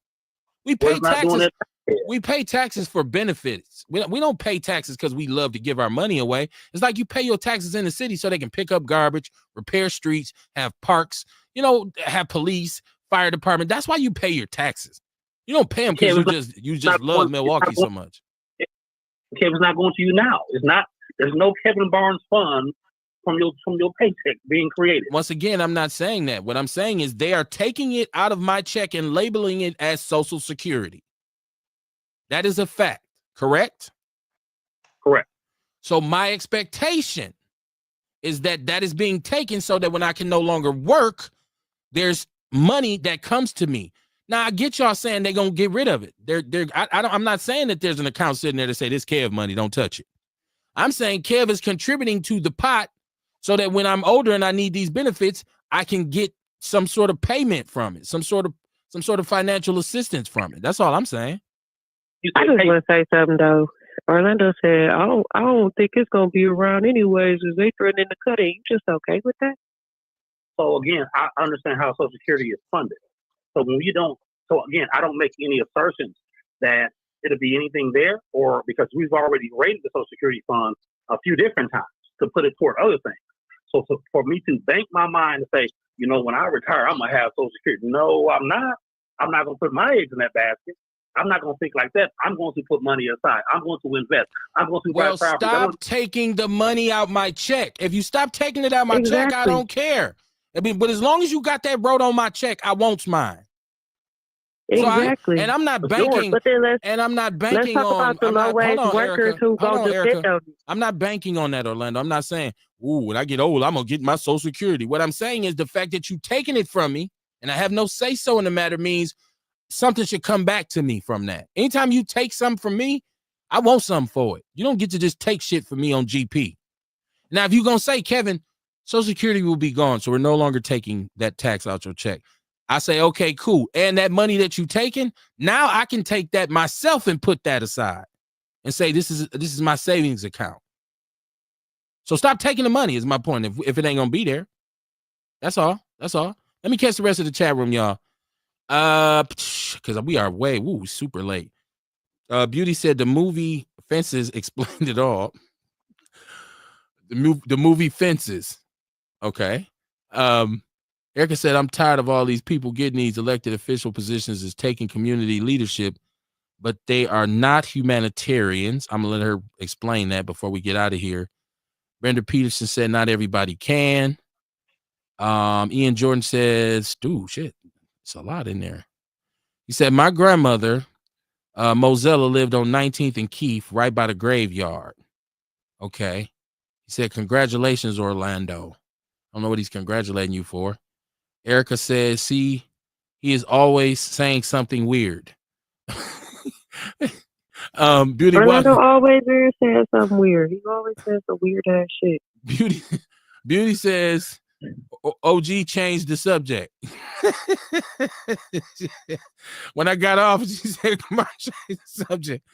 Brenda said he asked him how his health was. Somebody asked who health? I asked Orlando how was his health. Okay. I was changing the subject. You know what I mean? That's something I felt like that was a good question. You know what I mean? That's something a lot of brothers don't ask each other. How you doing? How you feeling mentally? How's your health? You know what I'm saying? How's your Talk gout? about this shit, Right. How's your gout doing? She said, you good, OG. That's Sonia Thrower. And Beauty said that Erica sounded muffled. She did sound a little bit muffled at first. And she said Sonia Thrower sending her condolences to Erica and family. Ooh, Kerry Walker Jones, man, Kamar, you wasn't answering the chat room while I was gone, Kamar. Hey man, Dion took off. Said he was trying to pass a bill that would allow all employers to make employees independent contractors that would shut the benefits like 401k down. What happened to that, Orlando? Of course, E Walker's in the chat room, and he says very articulately, "Fuck you, Orlando." Orlando, by now you got to appreciate that. Like, yes, give it to me. Ian says, just my opinion, Orlando. Wasn't trying to disrespect you. You a Christian man. I know you don't hate anyone. The party you're a part of doesn't create policies that give a hand up. God bless. Okay. Very well put. Brenda Peterson said, that ain't fair to say. And then he said, not a reverend snapping when Orlando said, fuck him. If you fuck up, you fuck him. Orlando stepped out of character. Beauty said, what church does he attend? We ain't going to tell you because you're going to go tell him how he was talking on Outlaw Radio, Beauty. We ain't going to tell you what church. Yeah, she should. No, she shouldn't. That's dry snitching. This Outlaw Radio, anything goes. She said he doesn't go to church. She said she talking. I think she means she telling on you. I love the Outlaw family, man. I love my listeners. Ian said, I do respect that Orlando comes on Outlaw Radio still. He has some balls. Ace says, I don't care what he say, Kev. I make a damn good living, but looking at my people suffer makes me fucking miserable. Being in corporate America and being in a position where everybody looks different. I hate this shit, Kev. We in a generation of motherfuckers who like to turn their nose up on somebody else. Yeah, you got to be careful with kicking po people, man. And sometimes, people only speak from what they understand. So if that lady who was, misusing her food stamps was doing it wrong, I'm pretty sure it was because of her level of understanding. And that's why I said it's important how you do things. It's not what you do, it's how you do it. So to say to that sister, anything that was demeaning or like you was looking down on her would be wrong. But there's obviously some space for correction for her. Now she got to also be willing to say, yo, I probably could do this better, and I'm willing to take help or at least advice. But I mean, let's be honest, ain't none of us let nobody just kick us around. Because I might be wrong, but you ain't finna disrespect me because I was wrong. I might fuck up, but you ain't finna disrespect me. If you want to say, kid, man, you was wrong, brother, and let me just talk about it. I say, okay, well, I'm gonna hear you out. Whereas you, yeah, motherfucker, you're fucked up, don't you? You dumbass nigga. And then I'm like, hey, man, fuck you, kiss my ass. I mean, you know what I'm saying? Like how we talk to each other matters. Ernest Walker said Orlando is trying to group everyone together. That's the bullshit. You don't sacrifice the village for the few who don't do. Pure garbage ass talking point. He doesn't get credit for saying that. Bull. He said that's that Candace Owens talking point. Ian said eat better food. I'm almost done, y'all. Ace says, like David Banner said, we had niggas leave the South to go to the North to learn shit and bring it back to our people. What they did was come back and do the same shit the white people did, and they don't include us in shit. Ian said, we are completely divided. Yes, we are. Shout out to Kerry Walker Jones. She says, so a mother that works 16 hours a day and still having trouble making ends meet is making bad decisions when she has to choose between which bill she has to pay and feed her kids.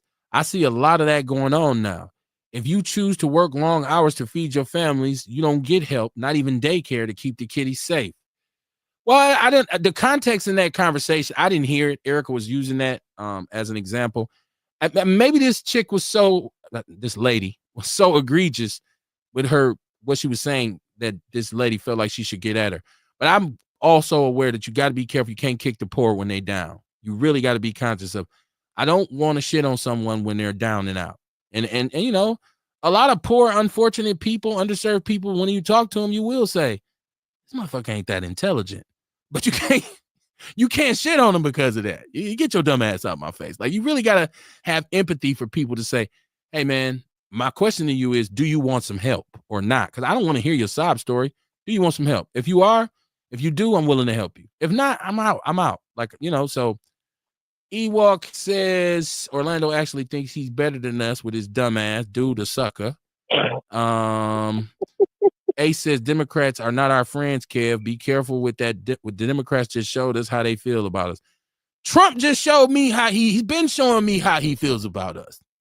Once again, Trump y'all. showed us all how he Once feels. again, I'm not always right. Let me say that before we get off the air. I'm not always right, and I never portray myself to be. I'm not perfect, and some of my logic may be flawed. I am tired of Donald Trump. I am tired of this wannabe dictatorship. I am tired of white nationalism being the theme of the day. I'm tired of it. So whoever I got to vote for to get him out of office, if Morris Day run right now, I'm voting for him. And he don't got to have no policy. That's how sick of Trump I am. Is it right? Maybe not. People say, Kev, you're letting your emotions. Well, okay. You can say what you want. It's not going to change the fact. Donald Duck would be a better president than this dude. Ian said what they're doing is what Trump did in Arizona. All of the small business owners that have daycare will eventually not get paid and go out of business, and the bigger companies will absorb their clients. And because you don't have the resource financially to go up against insurance companies, you will go out of business. I laid off 15 people because we were doing behavioral health services, and because the Medicaid cuts, we couldn't keep that division of me and my sisters. That is a problem with privatization sometimes. That a lot of times the small mom and pops go out of business because they ain't in bed with the big dogs. She's asking how is it funded. I think she was talking about Social Security. Ian said Orlando is okay with Social Security going away because the Republican Party has told them it's not going to be there, and you better figure it out for yourself. In a way, they're not wrong with that. Said the Ponzi scheme was really, really fucked up. With that said, the Ponzi scheme was really fucked up. Beauty said, I'm concerned for him. Who are you concerned for, Beauty? Who are you concerned for? Orlando. Ian said, congratulations to the weight loss, Orlando. Orlando done shed some pounds. He got his summer body on. Wow. Ian said, Because that gonna regardless. bring me to my question. I'm sorry I had to butt in, but well, hold on. Let me finish the chat room because I've been neglecting them. Ian said, regardless of the differences, I'm glad he's getting healthy. Let me see. I brought up gout. So Brenda Peterson said, that damn gout, Lord have mercy. My grandmama told me now my dad continues to fight it. It's a bitch. I've had it before. I haven't been troubled by it in a long time because I had to make some changes. But that shit hit me one time. I was like, yo, this is not cool. Whatever caused this, I'm not doing it no more. Beauty said, what are you going to vote in 4 years, Orlando? We know he's going to vote for in 4 years. Said, what happened to the two bikers on the interstate? I don't know. Sonia Thor, I think she's agreeing with me, saying she's voting Democrat. I'm talking about in the midterms too. I'm voting in the midterms too. I know Dion says we shouldn't use our votes for bargaining chips. So listen, y'all. Orlando, your name was called several times. So I want to give you a chance to rebuttal, but it's the end of the show, Orlando. So don't go into a 4-hour dissertation, please. Well, I think it is what it is. We can be on different sides of the opinion. Some just say whatever they want to, attack me, and have it on. That's fine.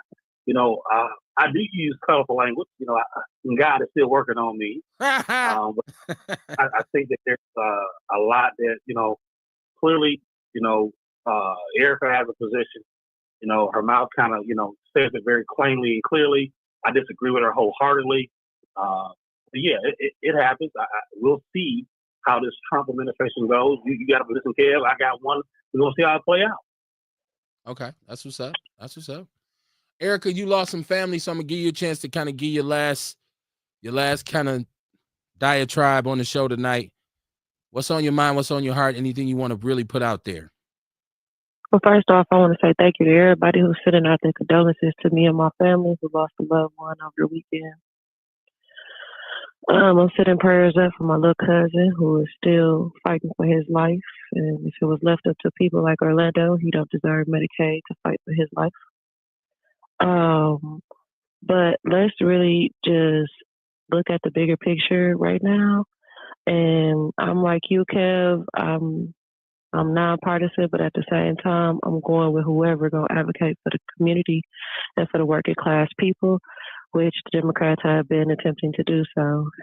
Do I agree with everything they do 100%? Hell no. But I definitely do not agree with light-skinned folks who are passing for white, turning their nose up at people because they never had to live in the hood and they don't know what white supremacy is. And we not finna keep overlooking the bigger picture of this girl don't know how to cook and she on food stamps because she was never taught this way, which is a bigger picture of white supremacy and how deeply it runs into our community. But because she don't know how to cook, we're gonna talk about her and point fingers at her and talk crazy to her because she don't know how to eat. But we ain't gonna talk about the fact that our school systems ain't taught her that either. But she graduated somehow. So when Orlando is, what kind of bird is that stick their head in the sand when they get scared?